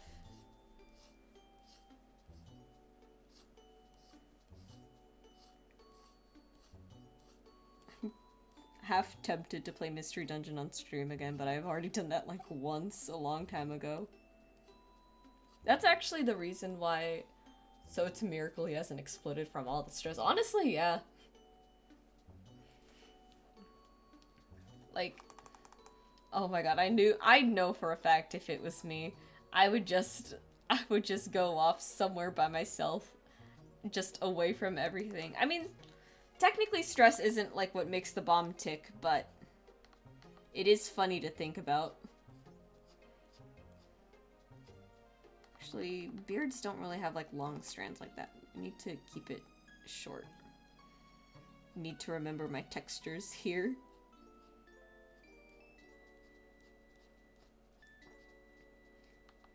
Yeah. The reason why my profile picture, my little online Sona is like that is because of this game actually, but for a very like convoluted reason. I didn't want to make it into like a Charmander or Charizard because my brand or my main content is like fantasy stuff, not really Pokemon. So I didn't want to do that, but I did want it to like resemble that, but I didn't want it to be a Dragonborn either, not because I'm not a Scaly or against the idea of having a fursona. I would love to create a fursona one day, I just don't know what animal it would be. And again, my favorite D&D race is tieflings, so obviously I'm gonna make myself into a tiefling. So the reason why I say I'm a draconic sorcerer tiefling is literally because I'm just basing it off of the character I play as in Pokemon Explorers of Sky, which I think is cute, and it's really like the only it's kind of like only I know why it's like this thing for me, but I guess all of you guys know now. Which is nice. I still want to do like my Mystery Dungeon X D&D posters, but I have not found the time and I'm not happy with the Treasure Town one yet. I need to find a way to draw it to where I'm actually like satisfied with how it looks. And then I think that looks good. And if I decrease that a little bit, doesn't make too much of a difference, I think. So we'll just leave it at 100. It's fine. We can move on to highlights. Yippee! This is the best part. This is my favorite part of the rendering process because it's so... highlights just make everything look so pretty. 11:34. We're making good time, and I forgot to save again. I've been forgetting to save the whole time because I'm just sitting here yapping to the silly internet people on my screen. Thank you for being here again. I recognize how dumb the time is, but it's that or I stream as soon as I get home from work, which I really, really don't want to do. And I'm sure Butters doesn't want me to do it either. Forgot to set that to add.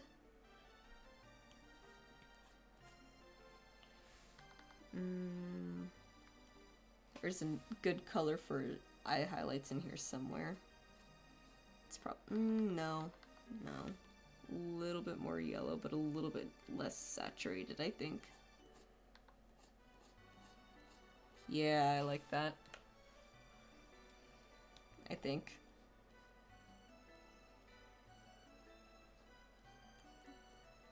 something gold, something warm. One of the things that I like about my style, I think there's a lot more room for, like, freedom of color. Not to say that people can't do this, but, I know for me, something that I like to do is, rather than make black hair black, I like to choose a color and then just make it, like, a really, really dark version of that color, and then when I add the highlights to it, it's gonna show up as, like, a little bit of that color. And I like being able to do that personally because, I think it gives way more character. And again, this isn't to say that other artists with different styles can do that, but I feel like with my style it looks really nice, and it's something that I'm personally proud of. You let me smooch this man already? Good luck smooching him when you got a shotgun in the way. That's all I'm gonna say. You can, you can try all you want, but that gun is right there next to his lips, and you are in for some competition. Cause this, look at the size of this thing. You're gonna have to really get around there. Let's see.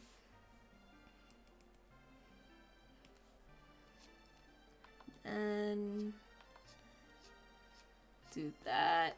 Something that's a little hard with more light-skinned characters is choosing like a highlight color for their skin, because you don't accidentally want to make it look like the sun is incinerating them, but you also don't want to make it, but you also want to have the highlight there. So what I like to do is just move the color slider down actually, and it ends up giving me like a good color to use. I'll smooch him after he shoots Elminster. Facts. Oh my god. It's incredible that they've made Elminster an asshole in both Baldur's Gate and the Dungeons and Dragons movie. Have you guys seen that one? The Honor Among Thieves? I sure hope so, because I love that movie. And if not, that's okay. I won't spoil it for anyone who wants to watch it. I'll smooch him again after he shoots Mistra. Real. Yeah. If you guys haven't seen it, I highly recommend it. I think D&D has gotten like a lot of flack for having like some of the worst movie adaptations, which is hilarious to me, but I get why. I get why it's gonna happen like that. But no, Honor Among Thieves, when I went to go watch it with my cousins and my brothers, just family, right? All of us agreed that we needed to go there in cosplay. So unfortunately I didn't have my elf ears or my horns at the time, but I did have like these other ear cuffs that kind of looked like elf ears, it's just that they were metal. So I kind of went as like, I threw together like the best fantasy fit that I could. It wasn't that good, but it did look nice at least. I know one of my cousins had elf ears and everything, and it was great cosplaying at the theater. And I went in fully expecting it like, oh, it's a Dungeons and Dragons movie. It's gonna be like really cringe, and it's gonna be like, it's gonna have like all the nerd talk that everyone thinks the D&D people have, but it wasn't. It was a really, really good movie. You know how there's like a whole thing, like when you go to the theater and the expectation hopefully is that you're quiet and respectful because everyone else is watching the movie? I think this was maybe the only time I had gone to the theaters and, like, everyone was, like, so willing to, like, laugh at all the comedic moments that happened. Because the movie is, like, a, like, sort of action comedy here and there. And it was just, it was incredible because it was, like, you could tell the writers played D&D. And it was great. I loved it so much. I've seen it like 6 times. Falls Reggae, Jean Page in the movie, therefore it isn't bad. I didn't know, and I don't know the names of a lot of actors, but yeah, I love Reggae's character so much. He's so funny for like what he represents in like an actual game of D&D and everything. Yeah, if you haven't seen it, I highly recommend it. I'd watch it on stream, but I can think of at least one very good reason why I shouldn't.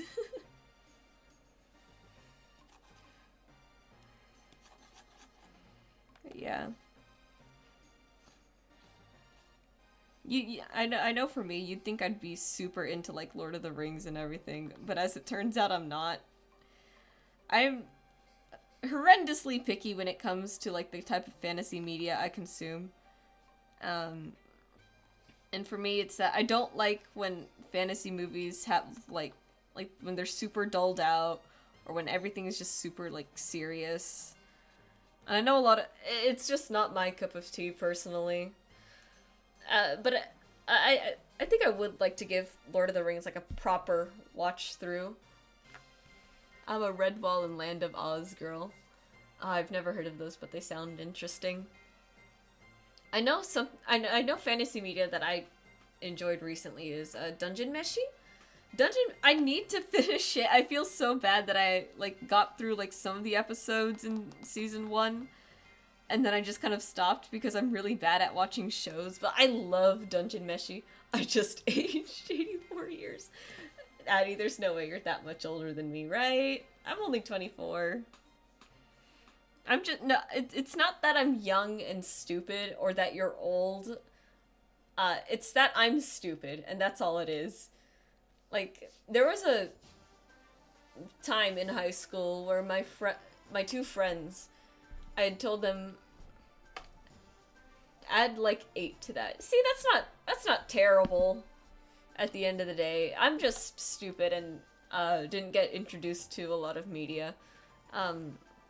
For example, there were like a ton of like Disney or Disney adjacent movies that I didn't watch. And I know Anastasia isn't Disney. I think. But I didn't see Anastasia until I was like 16. And like my two friends who were like bothering me about that were like Kyra, we've watched that's like a childhood staple. I'm like, keep saying that all you want, it doesn't change the fact that I've never seen it. And then during like one of a meeting for the project, because it was a group project that we were all working on, we were just sitting there in the house watching it while we worked on our little physics thing. It isn't never watched it either. Well, yeah, that's fair. I mean, I don't know like what movies like qualify as like childhood staples or anything, because again, I feel like I've seen a lot of movies, but at the same time,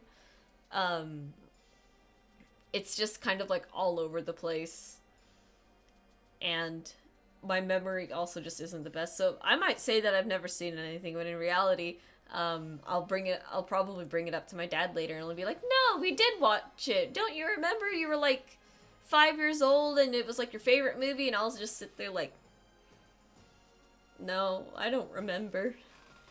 Anastasia is the Fox Animation Studio that has recently been acquired by Disney. Big oof.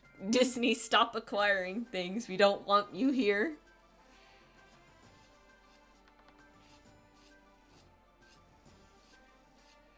I mean, I don't know if that's good or bad for Fox Studios, but I am generally not anti-Disney these days, but I'm just like not super big on supporting them, really, which is really funny. A lot of customers, for some reason, they'll tell me when they get to the window, it's like, "Oh, you have a really nice voice. You should work for Disney." Thank you, Kerr, for making my wizard husband so handsome. Of course, we love a handsome Gale. Who doesn't? He's such a pretty man. I love him. With his long, luscious hair. You could slurp it up like spaghetti noodles. I'm sorry. But yeah, a lot of people in the drive-thru for some reason tell me that I should work at Disney because I have a nice voice. I really don't like the sound of my voice. I've described it to my brother before. I think the phrase that I used was like, "Clive, I sound like an anime girl being pulled through a cheese grater. I do not have a good voice." But people say that I do. It's probably just my customer service voice. This is my actual talking voice. And there's probably like a huge difference or something. Or maybe there isn't, and I don't know, people just like it, and I'm like confused because I don't like it.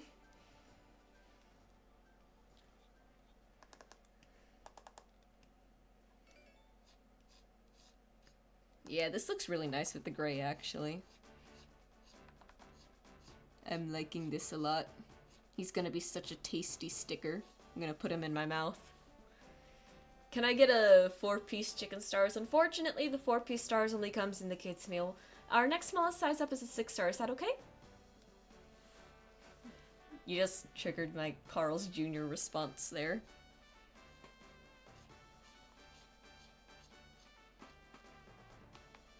Oops. Yeah. One time I had a customer. I wasn't at the window. I was center, so I'm the person bagging the orders. When he got to the window, he was talking to my coworker, and when he came up to me, he tells me, "Kyra, the guy at the window says you have a really good voice," and he said he knows because he records music, and I'm like, "Oh, thanks. I'm not really sure what to make of that, but thank you."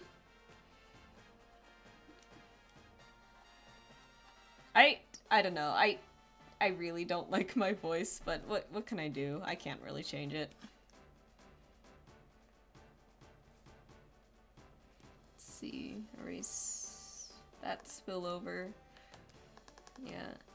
Something I won't usually do is put highlights on the beard because it doesn't look that good if I do, but I might give it a little try. Just like some here and there, just to give it like a little bit more like shape and definition. Nothing too intense though, because then it's gonna like look off.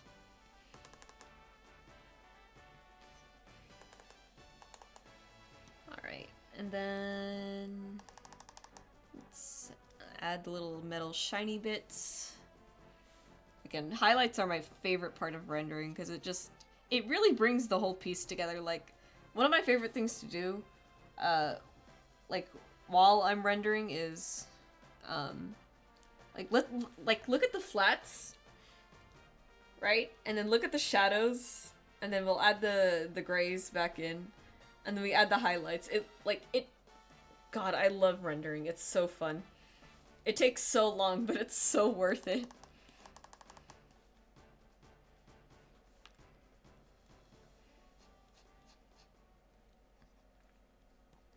Let's see.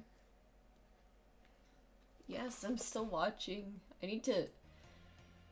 I'd switch over to Spotify, but Spotify actually has music that can be copyrighted. Handsome, very handsome. He's a very handsome... He is a very handsome man. I need to start my Gale romance file. I have a sorcerer. Basically, Baldur's Gate 3 has been my excuse to play as all of the D&D characters I haven't got to play as. Or at least in a while I haven't gotten to play as them. The Gale one that I have lined up is, her name is Kina. She's an sorcerer romance and Gale is a tree. I've seen some of the dialogue options, it's so funny. But she's a phoenix sorcerer, so she has like she's very like fire coded. I should probably just pull up a picture of her, but I don't have that right now, so, and she's taller than Gale. I think I have her, she stands at like 6 feet or like 6'2". It's something like that. I don't remember. But she has short curly hair, like short curly strawberry blonde hair, sort of like hazel eyes, freckles. I love her character design. She was based off like a 1920s flapper because that was part of the game that she was originally from. Because this was for like a D&D session, but as it turns out, I'm not good at text roleplay, so that didn't last long. And then I got to play her again for like a different thing, but scheduling and school got in the way, and that didn't work out again. So, but yeah, she's tall, and I love her. She's one of my favorite characters I think I've ever designed, like, or she's one of my favorite characters design-wise. I really should pull up a picture so people know what I'm talking about. Let me see if I can find one real quick. Probably just go to my Google Photos. That's probably a lot faster. I'll go to my artwork, and then I made it. I think I drew it earlier this year. Yeah. And then we'll just turn on this old art, but I still love her. I don't know how well people can see that. Let me boost that increase the size of that real quick. She really is one of my favorite characters design-wise. I think she looks great. Man, this is... Man, early 2024 art, what was I thinking? It's alright.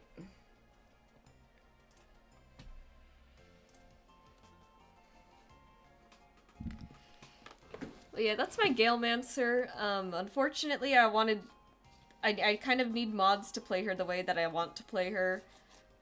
Which, of course, is Phoenix Sorcerer. I don't know if it's actually, like, even, like, an official thing anymore. I mean, it's, like, official in the sense that it existed. But I think on Wikidot it is, like, archived or something, which means I don't think it's actually available in a lot of the modules anymore. So... so there's that. It's 11:51. It's about to be 12 a.m. Maybe if I'm lucky, it'll reach 12 a.m. and then when I check my stream dashboard, it'll say 7 out of 7 because it is technically a new day. Probably won't. I won't get my hopes up. Let's see. Oh, guess who forgot to render that to highlight the hands? I'm stupid. Did we reach the end of the playlist already? We did not. YouTube is just being stupid again.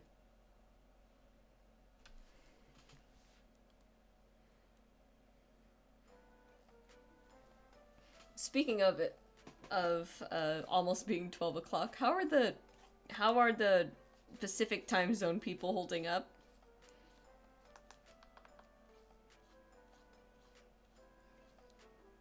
Because it really is almost midnight over here.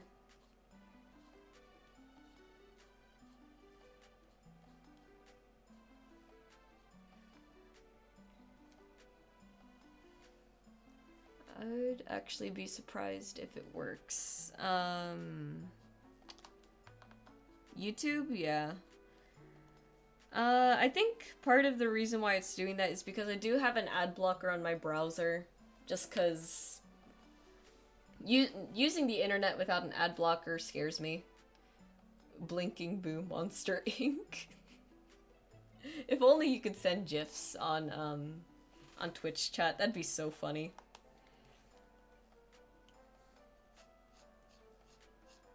What wholesome music to match the wholesome art that we're drawing right now. It's very fitting, I think.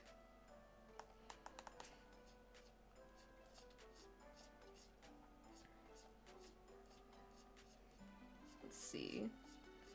That should be good for the hands. I just forgot to put the highlights on them. You can be a little sloppy with it, it won't look too bad. Here we go. Animal Crossing 3 AM. Oh yeah, I should have the Animal Crossing soundtrack. You know which Animal Crossing has the best soundtrack? I'm gonna switch over to that real quick and well, let me open a new tab and see if it even exists. Animal Crossing New Leaf is so much better. I'm still in my Pigeon Cur account and not my personal. Animal Crossing New Leaf has such a it's so much of a better game than New Horizons. It's honestly kind of sad.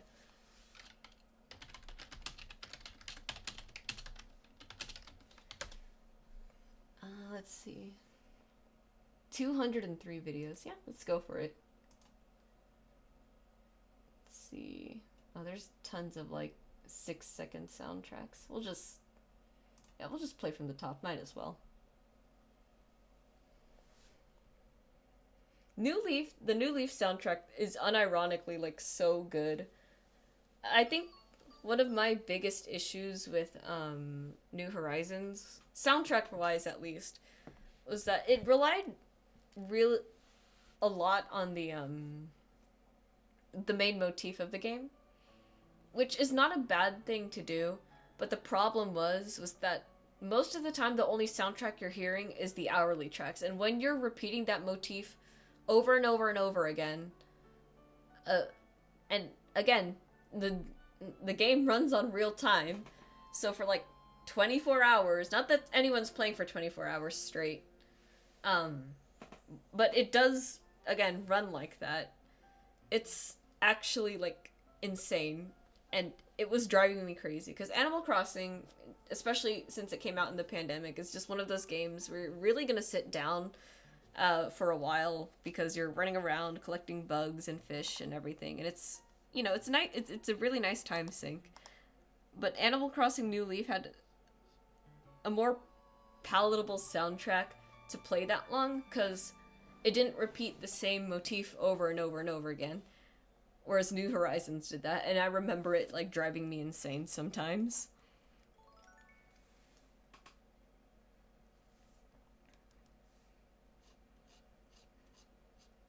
But still, New Horizons is a good game. It's just New Leaf was so much better, and I wish they had just remastered it, because, oh my god, 3DS graphics did not hold up for long, unfortunately. Right, and then do the purple now.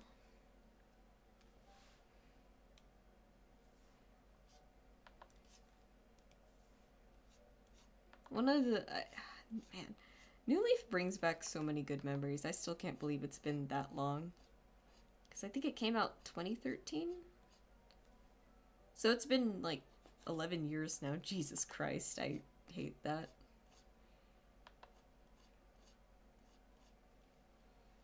One of my... I used to be really good at getting up early. I mean, I get up early now because frickin' Faz streams. But, before that, I was getting up, like, at 1 in the afternoon. It was bad.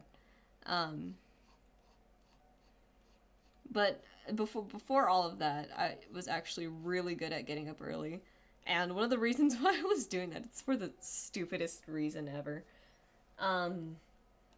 When New Leaf came out, you know, I was in middle school, high school-ish, somewhere in that ballpark. And,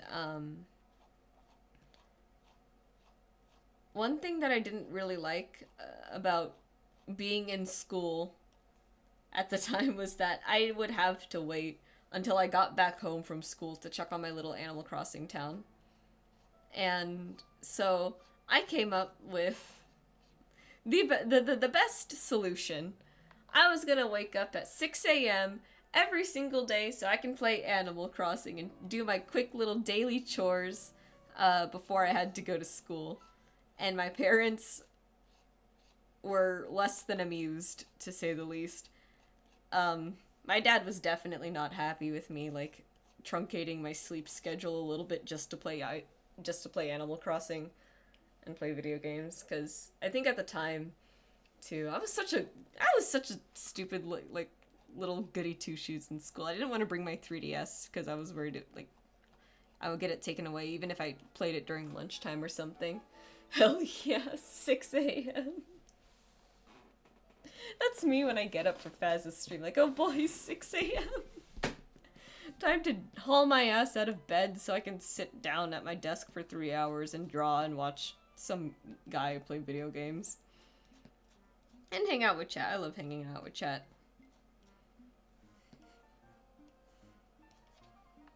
But,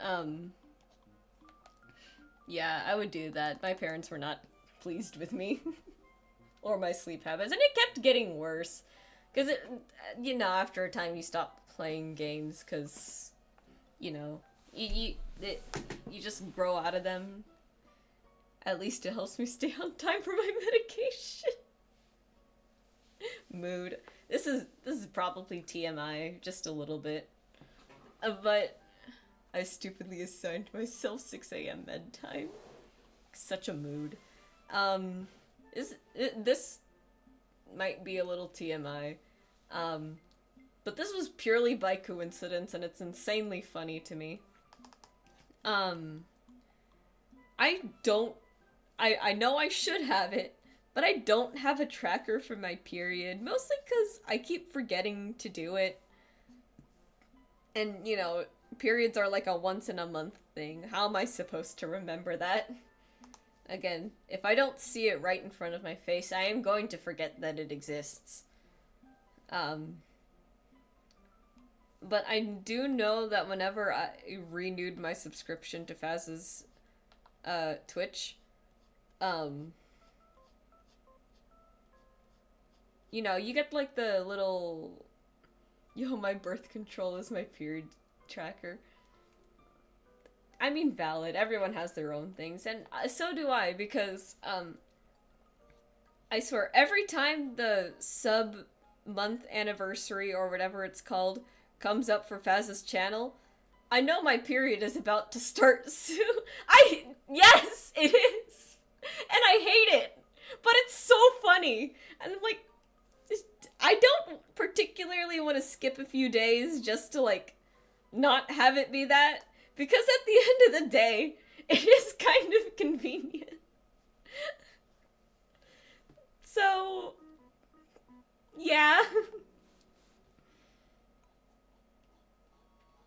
I don't think about it too much, but at least I know that whenever the 15th rolls around, I should hope that I'm bleeding from some area in my body. But yeah, it's so stupid, but it's so funny.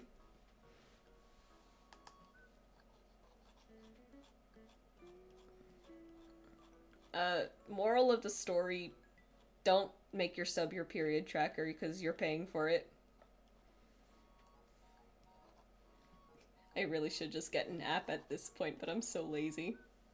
I don't want to do it. I will forget. I will have this conversation in Twitch chat right now, and I will forget it as soon as stream is over, or as soon as we move on to a different topic. Throwing up blood. I mean, blood just has to come out from somewhere, right? I don't think I've ever thrown up blood before, and I'm quite thankful for that. It doesn't sound like a good experience. In fact, when I had the stomach flu, like, what was it, early October? Something like that. I know it was the day I posted my Over the Garden Wall art.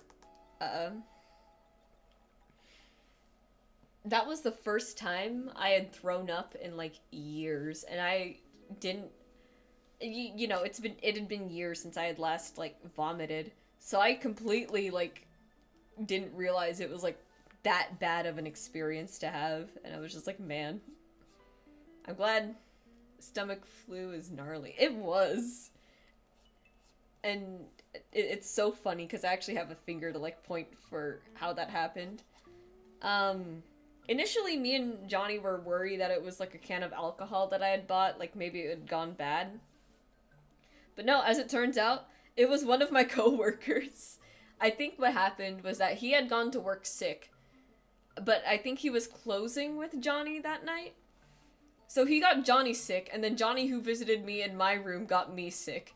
And I was just there like, bro, are you serious? I was in bed, not in bed, but I was lying down all day and just napping. I didn't eat until, like, dinner for the most part. It was so bad. But man, I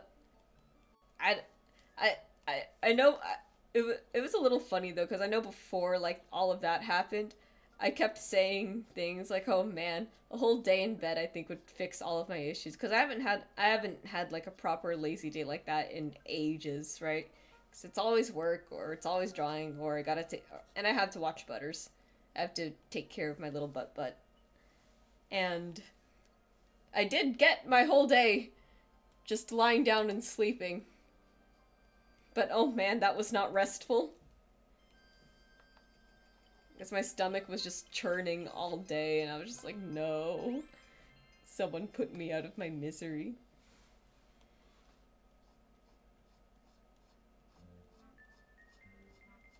God, this soundtrack is so good. I also caught the stomach flu this year, and I've not thrown up for decades. It was so fucking terrible. Hovering over the toilet while I was vomiting the subject of chat. It really do be late night shit posting. I mean, what are we gonna do? It's past 12 a.m. The unhinged topics were bound to come up. I am literally drawing Gale with a shotgun. There is nothing. I can't think of a better way to spend stream, honestly. Yeah. Yeah, getting sick, not fun, but at least I got the day off of work from it. And I don't normally get sick, too. And this is further proven by the fact that Johnny and Clive have been sick for days now, and I've been hanging around them, and I'm still fine. My life is spiraling out of control, and I'm loving every moment kind of night. Yeah, look, the chaos adds a little bit of flavor, alright? It's the real spice of life that counts. Also, I am desperately trying to keep the blanket over me because, one, it's cold, two, I'm not wearing a bra, and that would be very embarrassing. I don't think you can see it on camera because the camera does kind of just capture, like, shoulders up, but I'm still trying to be very careful.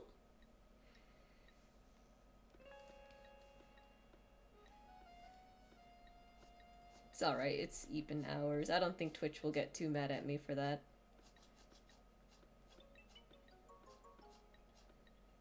Oh shoot, I'm on the wrong layer. You were just wrong layer yourself? I hope I didn't wrong layer Olive. What am I doing on layer 6 then? I should be on 9. That was close. Let's save before something else goes wrong. I need to be remembering to do that more. I swear, I usually am very good with, like, saving my art periodically. But it is really hard to focus and talk at the same time. But at least the art is getting done.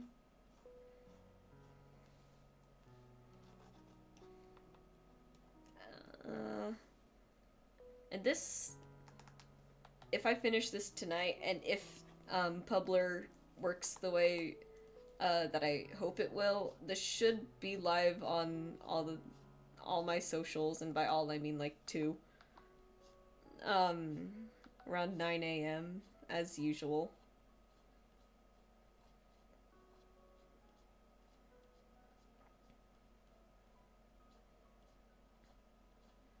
Yeah.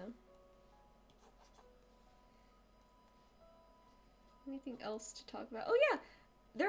We reached 100 followers on Blue Sky, which is crazy to me because it took me like a year to reach 100 followers on Twitter, and then I've only recently come back to Blue Sky, and we're already at 100, which I think is actually like crazy. It's like almost every day there's like one new follower, and it's like I am absolutely astounded at how wonderful Blue Sky's algorithm is treating me and how much nicer it is there. So we have the art raffle going live. Yes, spam all the silly emotes in chat. They make me they make the brain produce the happy serotonin. But yeah, so the art raffle is live. We got like 6 entries right now. Hoping for a few more, but a lot of it has just been people I think just boosting and reposting. Which I appreciate a lot because, you know, it helps the reach and everything. But I would love to have more than 6 people to choose from because that would be very fun. Then again, if it is just 6, I can use my D6 to choose it. I like to roll dice whenever I do my art raffles because it feels very on brand.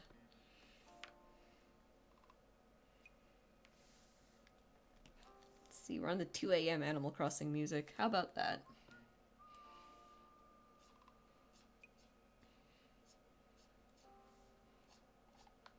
Oh yeah, today I accidentally swore in Filipino in front of like, not in front of a drive-through customer, but like while I had the headset turned on, which was a little embarrassing.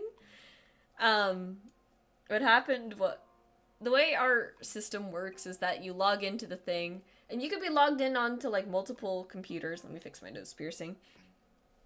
You can be logged into like multiple computers, but anytime you log out of one of those computers, it's gonna log you out of every single one that you're logged onto. And sometimes I think just after inactivity, it'll just log you out on its own, which I understand is important, but it still doesn't.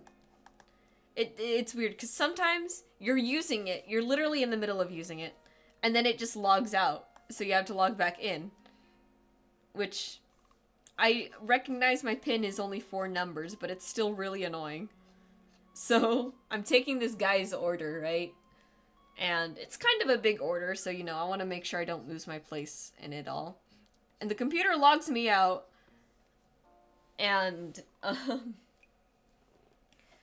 I had my headset turned on so I can still talk to the speaker, and I'm like, I suspicious, or something like that.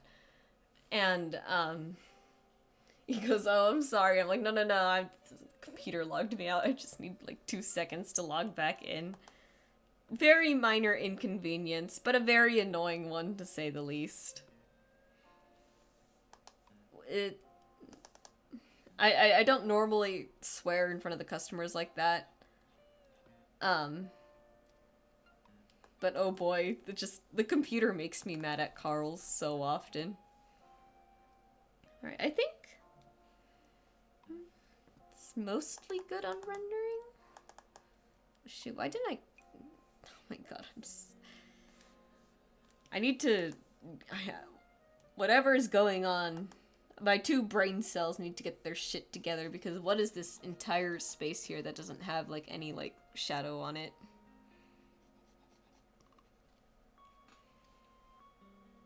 The gold strand under the belt.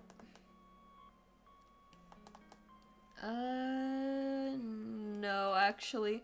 One thing that, my rule about highlights, is that the same way with, okay, I put way more, in terms of importance, I put way more emphasis on shadows than I do highlights, because, the way I used to render, again, I used to be super obsessed with, like, really smooth gradients and everything. So because of that, a lot of times you couldn't tell that something had a shadow on it. Which, I think it's a lot better to have really, like, dark shadows and then, bold highlights, because, if you do the shadow thing first, you don't need to worry as much about your highlights. Like, let's say I add highlights to everything down here. It's gonna, in my opinion, it's gonna look over-rendered, and also, just based off of, like, lighting in general, you don't need to add a lot of highlights to the lower part of the body, because under top-down lighting, at least, it's not really gonna, like, hit there a lot, so I don't usually add it, like, waist down. And it saves a lot of time too, and at the end of the day it looks fine. Sometimes though I will add, like, the rim lights, like what we're gonna do now, because rim lights also make things look very pretty. Like, let's save before I do this. I mean, I need to remember to keep saving. I'm being very not good with that, but I will hopefully get better. I wouldn't bank on it. Yeah. So just add a little bit of white to the edge of the thing here. Just blur it a little bit. I don't want to blur it too much because I don't want to lose, like, the texture that it comes with. And then at the edge of the highlights, we add the white as well. Not too much, just enough to be, like, noticeable. Then on the edge here, we add it just a bit thinner too. Because it is just the rim, right? Rim light. A little bit here. A little bit right here too, I think. And then maybe some right here, just really thin because it's going to be on the beard. You mean the doe-eyed wetness? He's got... Gale has some of the wettest puppy dog eyes I've ever seen. Have you seen glowy, dewy skin after a face mask? Yeah, exactly. Gale absolutely has spa days for himself, and I cannot be told otherwise. But, yeah, rim lights, very important. They add just a little bit of a 3D effect, and then, like, extra detailing here, extra highlights that I'm kind of learning to add. Just something to give it more detail, more shape, more 3D, more something. It does something to my piece, and I'm not sure what it does, but it looks good, so I'm assuming I'm doing it right. This is what I get for being self-taught. I don't mean this to sound like unconfident and like fishing for compliments. I just genuinely don't know what I'm doing.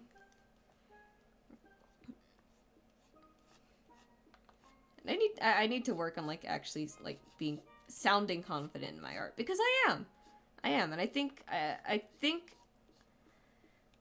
I would love to like do art like more professionally, like have like more regular clients and everything.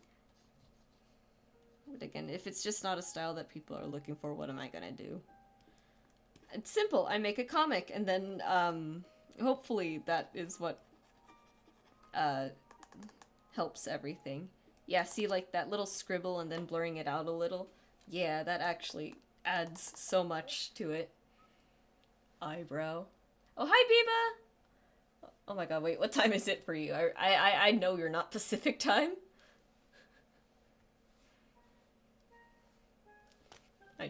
No, I don't render the eyebrows or the inside of the mouth usually. That's just a weird quirk of my style. It's 2 a.m. 2 a.m. Why are you awake? You don't have to be here. It's okay. We're doing this because I should be going to bed. A great choice of words. And you know what I heard about words? Actions speak louder than words. Oh, you just finished stream. And now you're winding down. Well, I hope... Alright, well, I hope this is a good bedtime stream then. Do I have any fun bedtime stories to go to sleep to? I didn't consider that. Let me thonk. Let me thonk a little.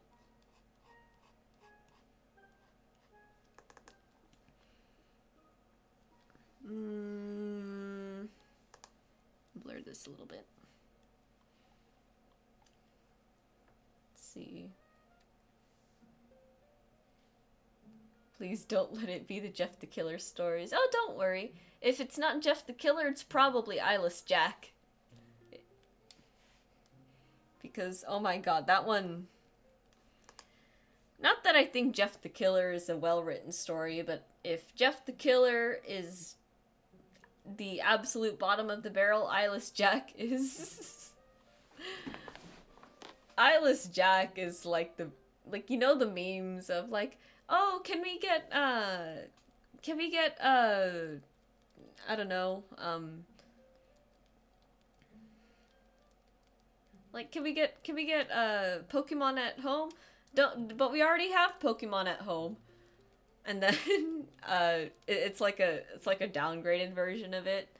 That's Eyeless Jack with Jeff the Killer, in my opinion. Not Jeff the Killer and the skateboard kids who do kickflips over the fence post with guns at a kid's birthday party for reasons. Yeah, I'm going to assume that you're gonna get this reference, but the doo-wop 1950s gang of 12-year-old kids. I'm gonna pray that you understand where I got that from. Do you watch Creepcast, Dubiva? Because I love Creepcast. I am up creeping my cast every time they post.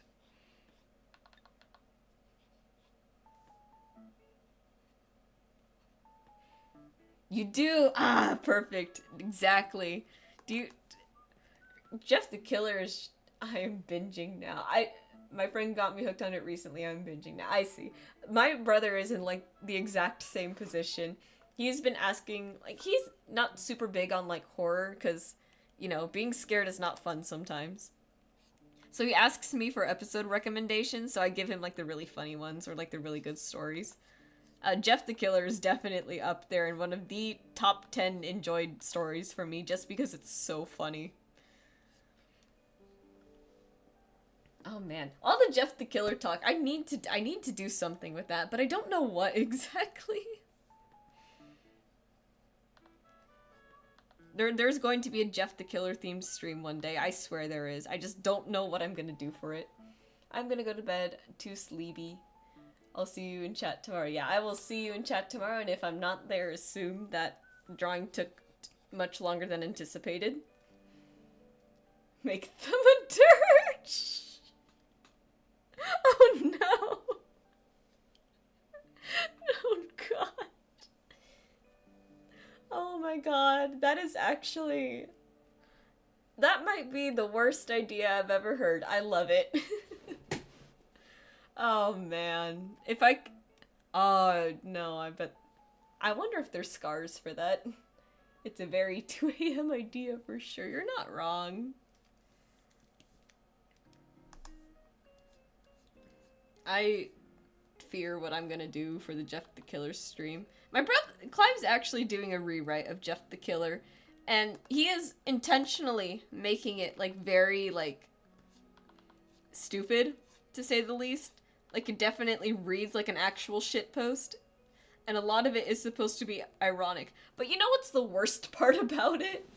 Is that he is consciously like making subtle references to like there's something like kind of wrong with Jeff, and there's just like these hints of like something more than like self-awareness, like actual like narrative like care and attention to detail. And I'm like, I hate you, Clive, but that it's so funny. He's not done with it yet, but it's currently 11 pages for some reason.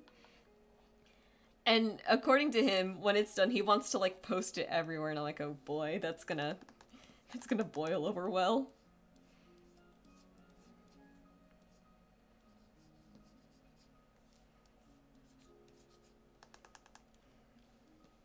Yeah, it is very funny. His recent idea, when it comes to the rewrite, is that occasionally he's gonna change the spelling of Jeff. So, like, instead of, like, Jeff, he'll probably change it to, like, Geoff, or some other, like, different really dumb variations. I told him that occasionally, instead of, like, misspelling it, he should just switch the J and the G sometimes. So sometimes it'll say Jeff, other times it's gonna say Geff, which is hilarious. Powerful. Very powerful indeed. Let's see. We do this up here.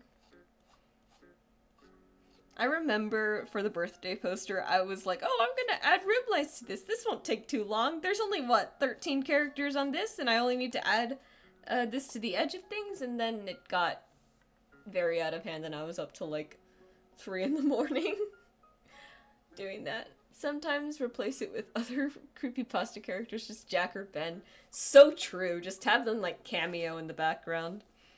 I think Clive said that one of the characters he wants to, have cameo in his Jeff the Killer rewrite, instead of Randy the kid on the skateboard, it's Randy Marsh from South Park.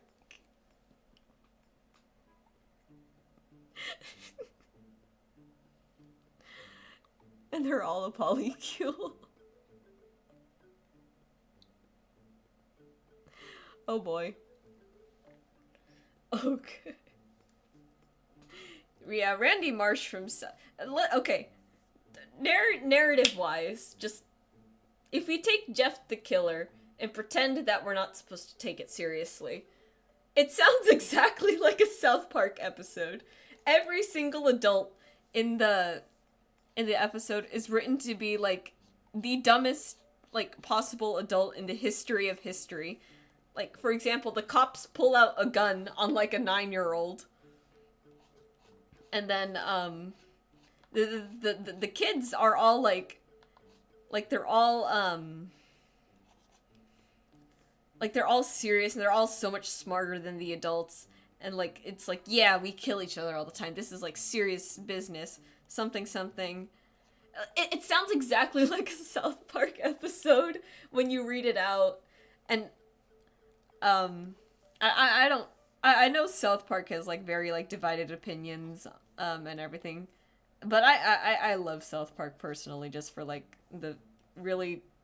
Just for their way to, like, make commentary on things. Because I think it's hilarious. And I have respect for the fact that they piss off everyone. Like, it takes... Not that it takes guts to do that, but they do piss off everyone, at least. Which I appreciate, because there's a lot of media that just wants to piss off one side. And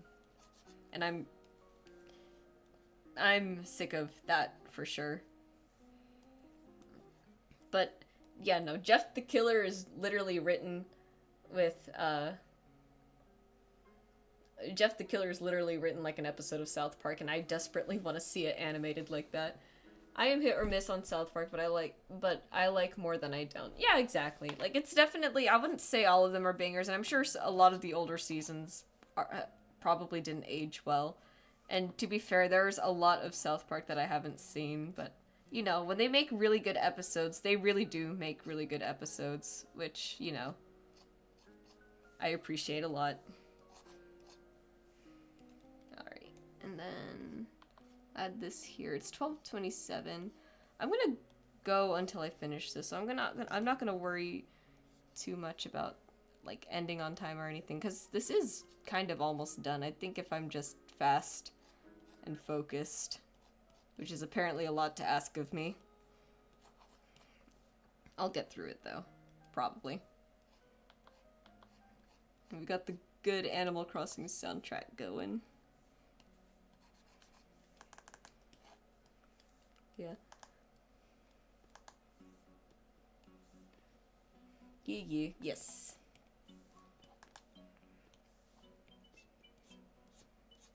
And then I'm gonna hope that tomorrow my creator dashboard doesn't reset. Because if it doesn't reset tomorrow, if I just stream tomorrow, that's enough to fill out that last affiliate requirement that I didn't realize was there. Oops, not acrylic for that part of the gun.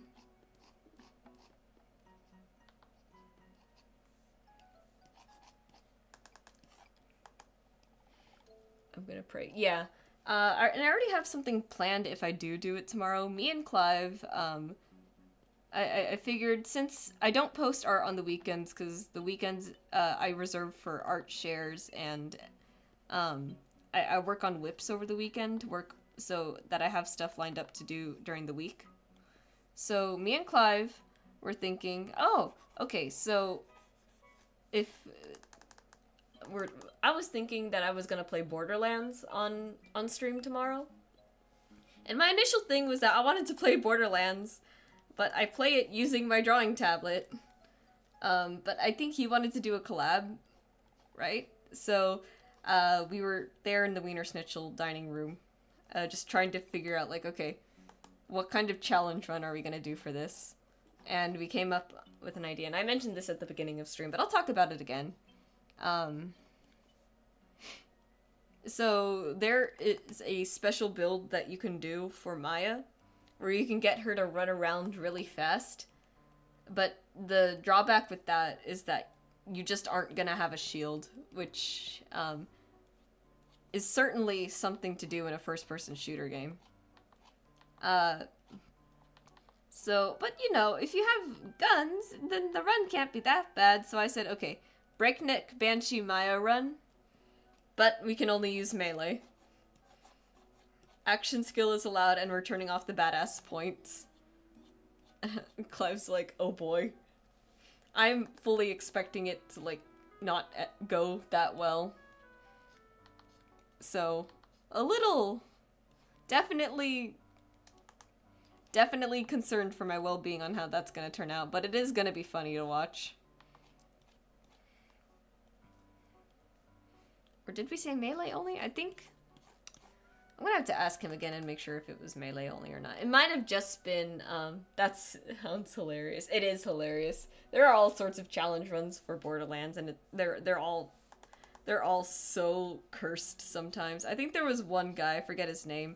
I think he beat it with the, Wii Remote, steering wheel. I don't even know how he did that. And technically, I have already beaten Borderlands 2 with a drawing tablet before, but that was on my old Wacom and on my Mac, which, again, has a really funny story attached to it. So I used to have a Mac computer, and the thing with Mac is that their mouse does not separate between left and right mouse button. I think it's just based on the area, but the thing is when you press down, you press down. So, right-click doesn't exactly exist, unfortunately. And I didn't have a gaming mouse at the time, but I did have Borderlands, and I didn't feel like connecting the controller, I think, because, you know, the PS4 is in use by, like, Clive and everything.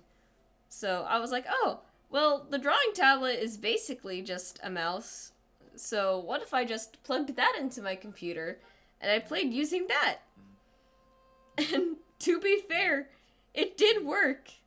It did work pretty well, actually. And I think I tried to do the run again on my desktop, but it worked a little bit differently, and that was again with the Wacom. I want to see how it goes with the Huion. The fact that you did it is impressive. Yeah, honestly. The way it worked on my Mac when I played before, here's the funny part. You can turn 360 degrees no problem using a mouse. In Borderlands 2, right? Or in any first-person shooter game. When I did this with the Wacom tablet, the biggest issue was the fact that the way it mapped onto the screen, you could only turn 180 degrees. which was pretty bad. So, immediately I was worried, like, oh no, like, how am I gonna get around this? Well, as it turns out, there was a way around it. If you just opened some kind of menu where you could recenter your pen to the middle of the tablet, you would reset the thing, and you could turn, like, a few extra, you could turn in, like, 180 degrees, but, like, from a different starting point. So, I would just have to, like, have my finger on the escape key to just pause, recenter, move around as much as I need to, pause, recenter, and it was just that over and over again, and I'm really curious to see how it's gonna happen on my Huion. I'm almost tempted to play, like, with the, with the tablet on, because for some reason this thing does have a gaming mode. I don't know why, but it does. I don't know who's playing games on their Huion, but good for them.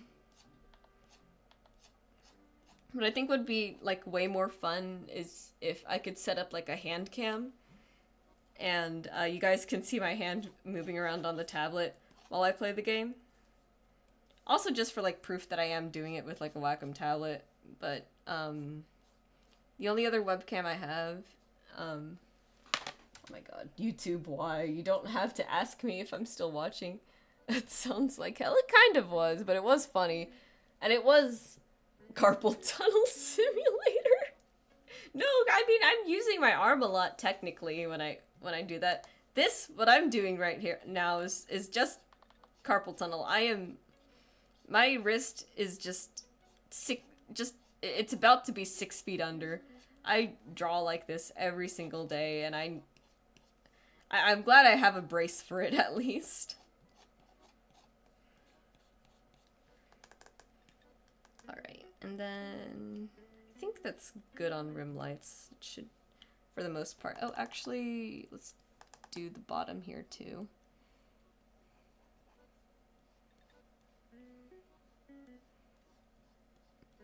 But yeah, It was hilariously accurate, actually. So it wasn't all that bad, but it was definitely something. So, if somehow Clive doesn't feel up to like playing the game on stream tomorrow, we're definitely doing Borderlands, but beating it with a drawing tablet, which is gonna be a whole experience in it of itself. Add one more really thin one up here, I think.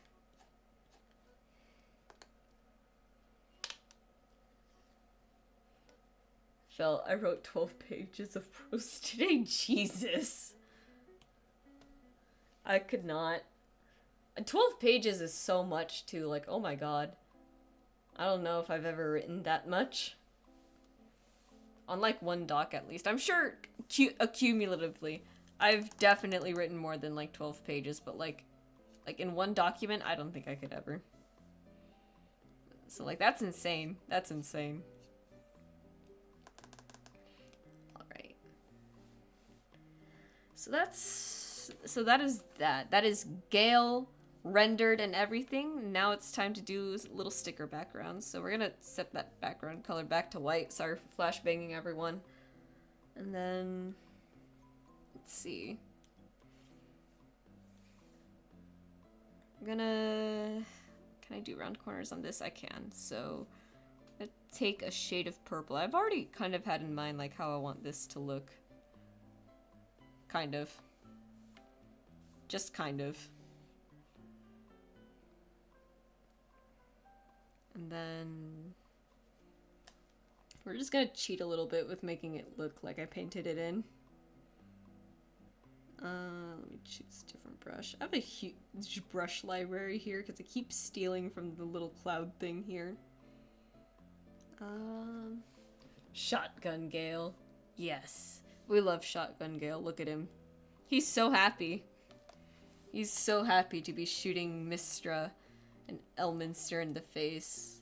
I won't say why he's doing that for spoilers, because I think you said you haven't played the game yet, something like that. I think I need to make the canvas a little bit bigger, actually. Hang on. We'll make it wider, because I don't think it needs to be taller, actually. So, go 2400? Yeah, that looks good. And then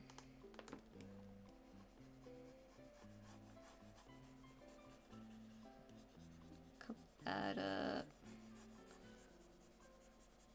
I'm just chock full of like little art cheats for myself.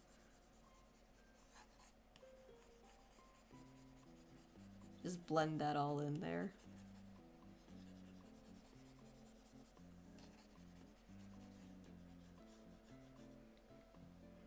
So I have a stupid confession. I may have used the fact I know how to write D&D content to make a wand slinger wizard. Oh my god, that sounds so cool. I love that idea. Please elaborate. I guess I do need to make this little... Oh, hang on, let's fill this in first.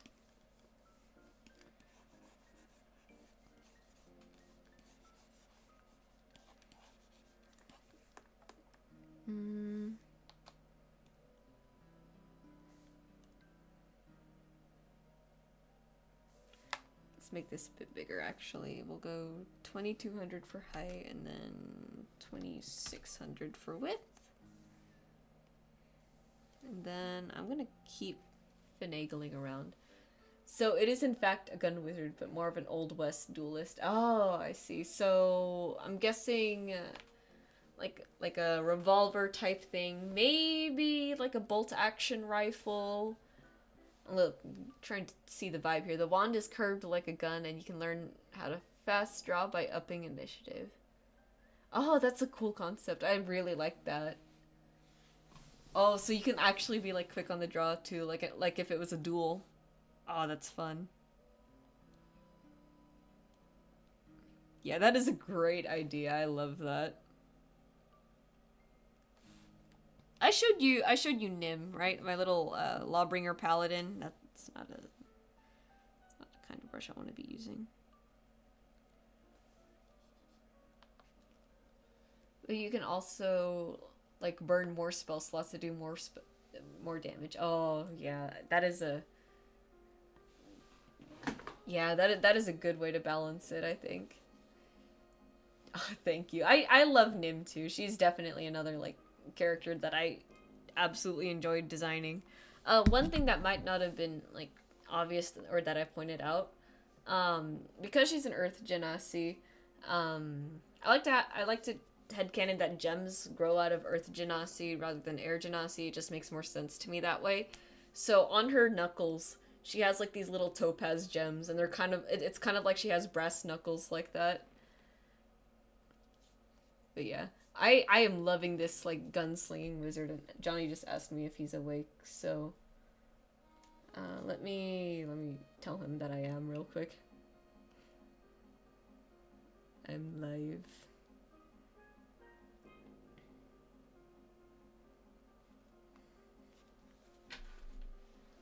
Yeah, a gunslinging wizard. That is definitely a fun concept to play with, I think.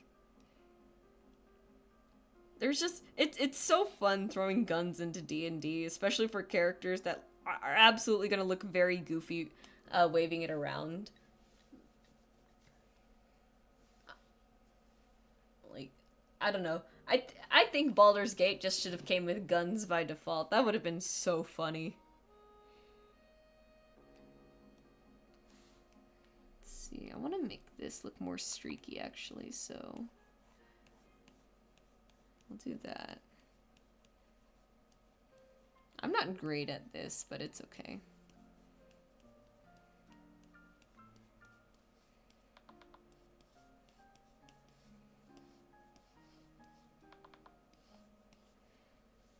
I tend to mod guns into my Skyrim games, but they're always lore friendly.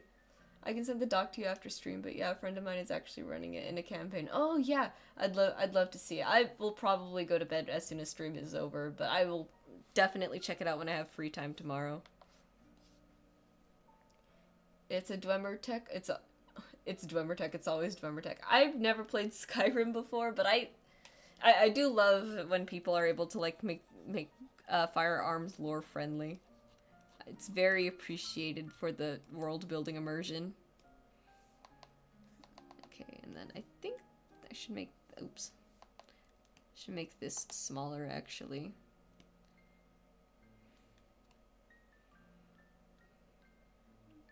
Then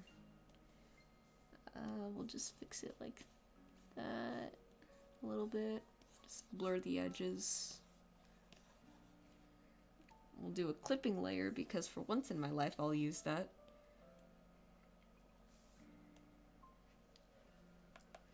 It's my favorite thing. It is.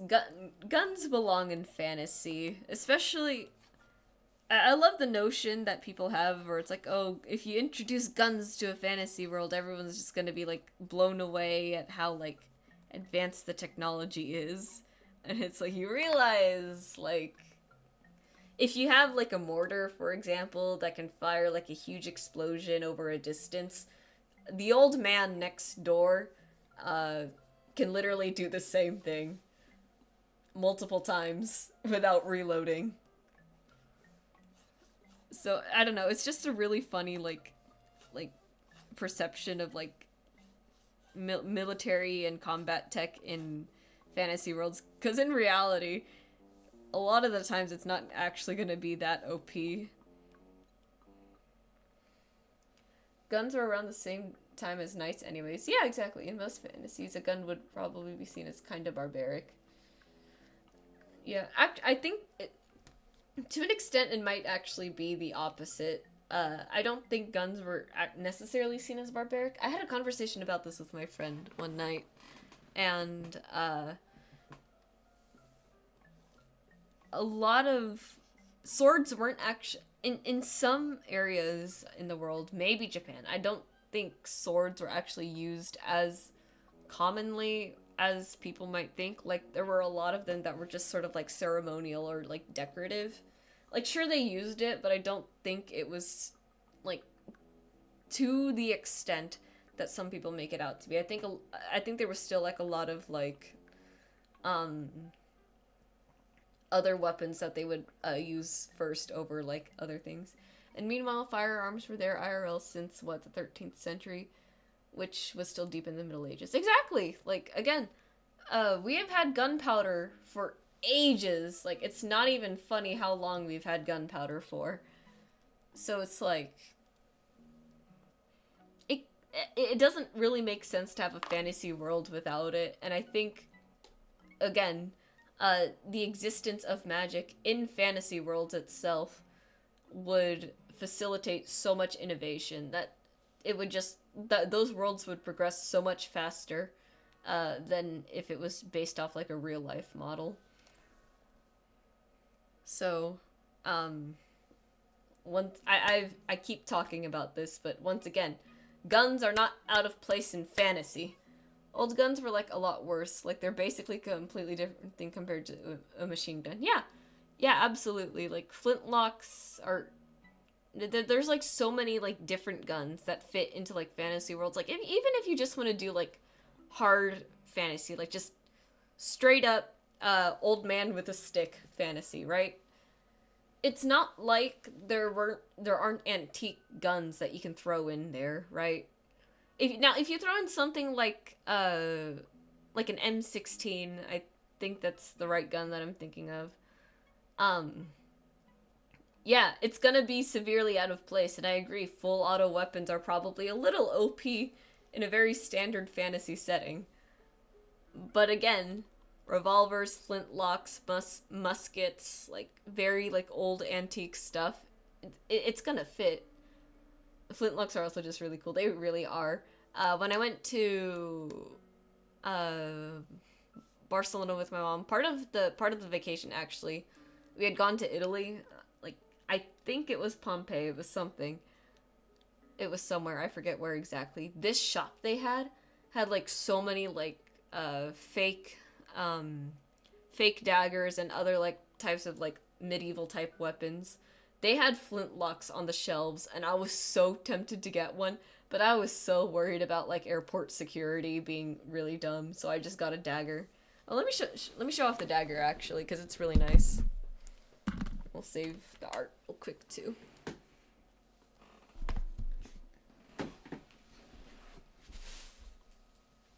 It's just right here. I know in Waterdeep, Dragon Heist, Drow faction have firearms, but they dip the bullets with poison. Oh, that's really cool, actually. Yeah, that's a fun concept to play with. Like, not necessarily. I guess that's not really magic bullets.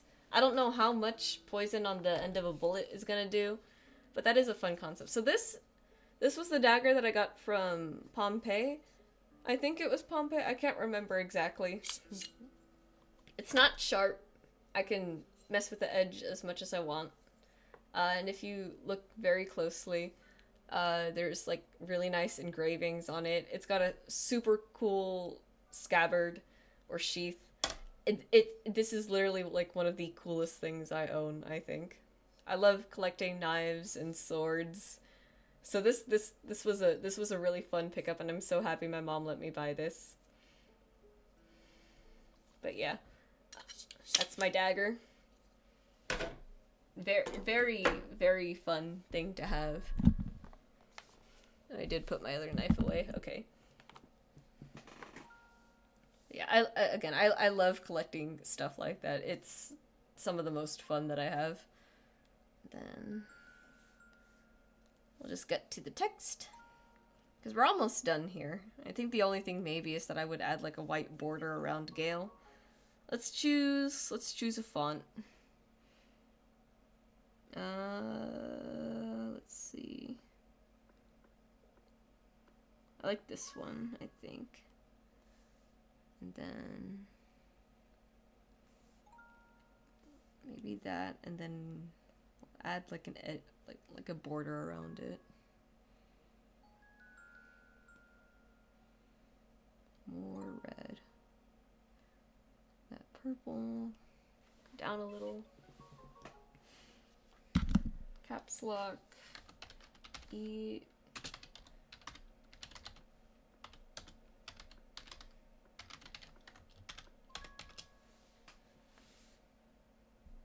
there's the text. Elminster. Oops. I meant Elminster. Or maybe it'll look better bordered with white, actually. Yeah, I think it does. Center a line. And then we'll make it, like...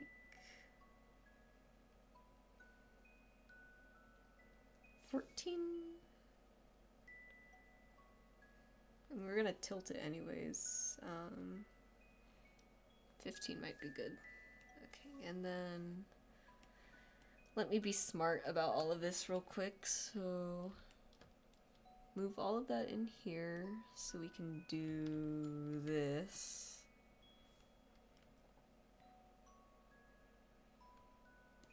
Then... Can just move this. It's gonna look... It would look a lot better if I, like, tilted it, right? Like, had it at an angle. I think it would, so... Here's what we're gonna do. Can do that, actually.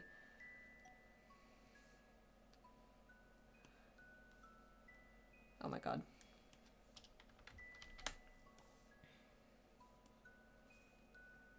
Actually, this would look a lot better if it was over instead of, like, behind him. So that way it doesn't have to feel super constrained. We don't want it to be covering too much, so...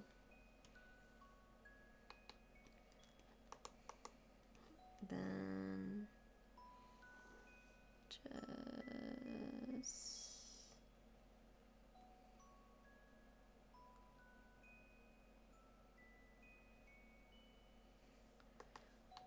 Move this down, increase the spacing a little bit.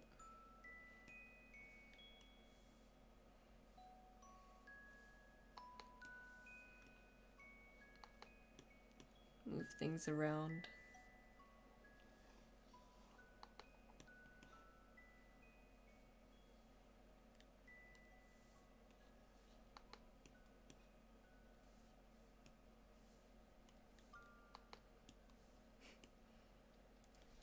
Yeah, I think that looks good. I just realized guns can't be OP in D&D when heat metal exists. Yes, thank you. There's definitely some fantasy worlds where it most definitely would be OP, but D&D is not one of them. It's so sad that Baldur's Gate, you have to mod the guns in.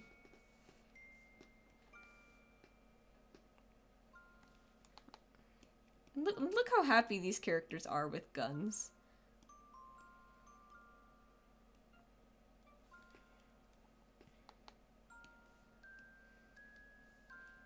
Then we're just gonna layer. There's nothing on this layer. Okay.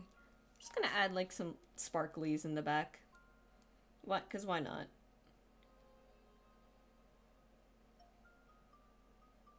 Got our little splatter watercolor. Oops. Forgot to change it.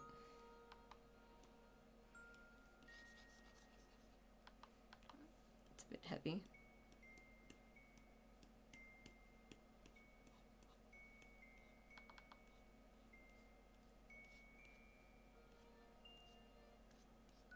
Gone with the weave, more like gone. I got nothing. I'm not good at this. Gale found his true calling. Baldur's Gun 3.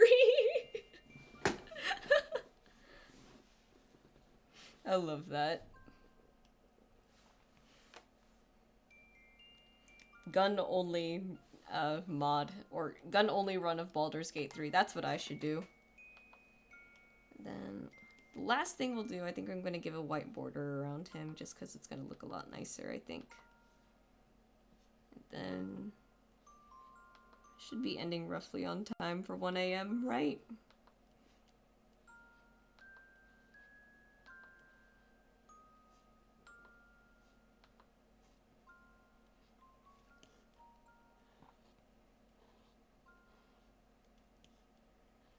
And I'm not gonna... No, it'll be alright if I do this, I think.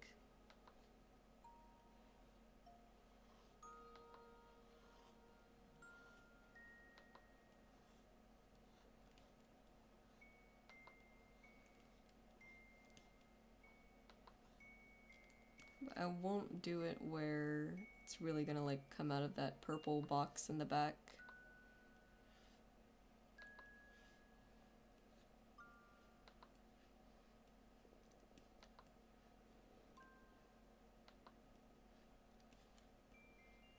Do that.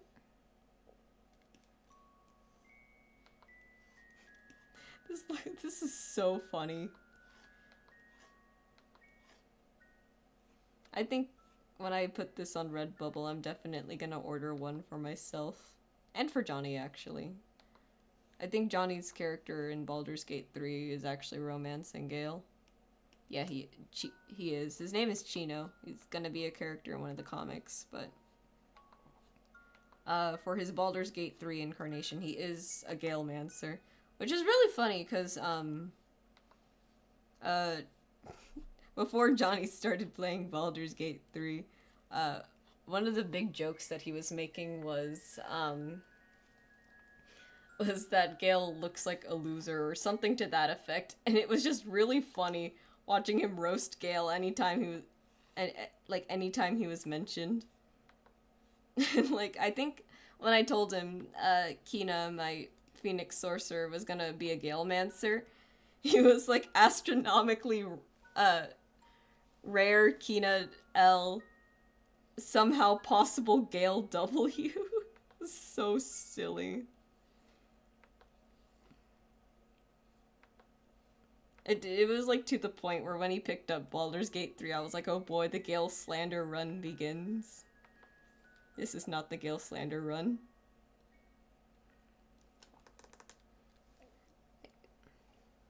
Let's see, not to invoke the ancient sins, but do you know about the fan edit of the first Harry? I think I might have heard of it. On whether I've actually watched it or not, I don't think I have. My D&D character had a gun because she was a pirate queen, never seemed OP or out of place. Yeah, there we go. Oh, hell yeah, pirate queen having guns rocks, yeah. What's that character's name from League? I don't play League, by the way, just as a disclosure. But, there's a pirate character with a guns. I don't remember her name.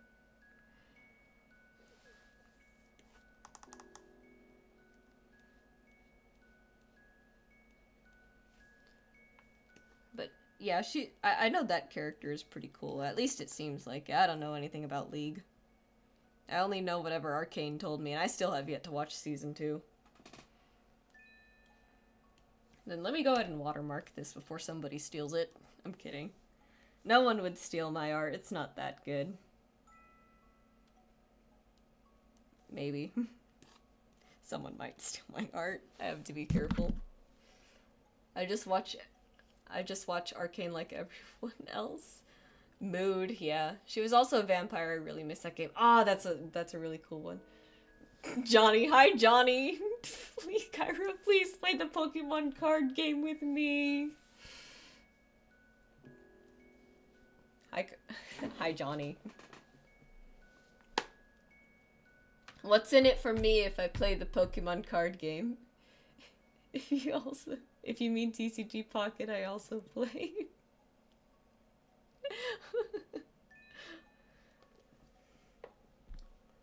See, Johnny, you're making friends online. Isn't this great? That's my brother. He makes art. He makes really good art. His art is so much better than mine. Honestly, if you follow my account, just stop following me and go follow his account. It's so much better. Infinite hours of fun and microtransactions. Johnny, I need to reach 3K in my bank account somehow. I cannot be doing this. Labor was over 28.3. Oh god.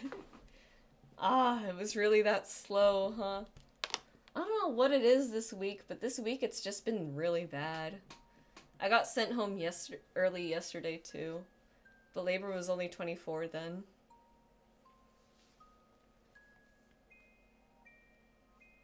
Do not edge border that anymore. And 10 was way too big of a font size for that. Put that right there.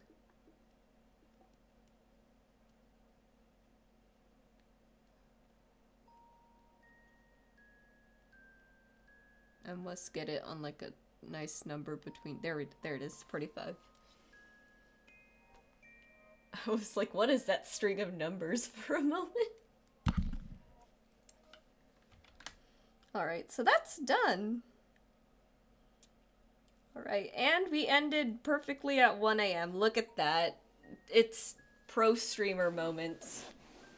Alrighty. That being said, I am going to wrap up now that this is done, so I'll get this exported. It'll be live tomorrow on my accounts, hopefully at 9 a.m., assuming Publer doesn't have a little hiccup. Heck yeah, time for bed.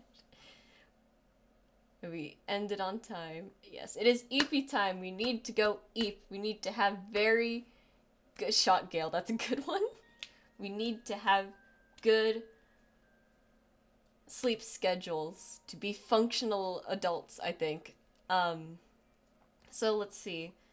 To wrap up, if I look on my creator dashboard tomorrow and the stats haven't reset, there will probably be a stream at the same time with Clive doing the silly Borderlands run. I'm gonna have to remind myself what that is, and I'll talk to him about it.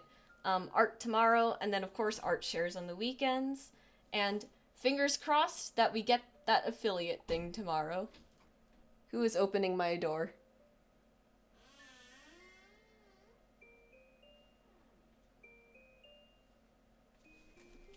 It's Johnny, already. It is Eepin time, so, yep, fingers crossed. We're gonna pray so hard, and I will see you guys whenever. Bye, good night!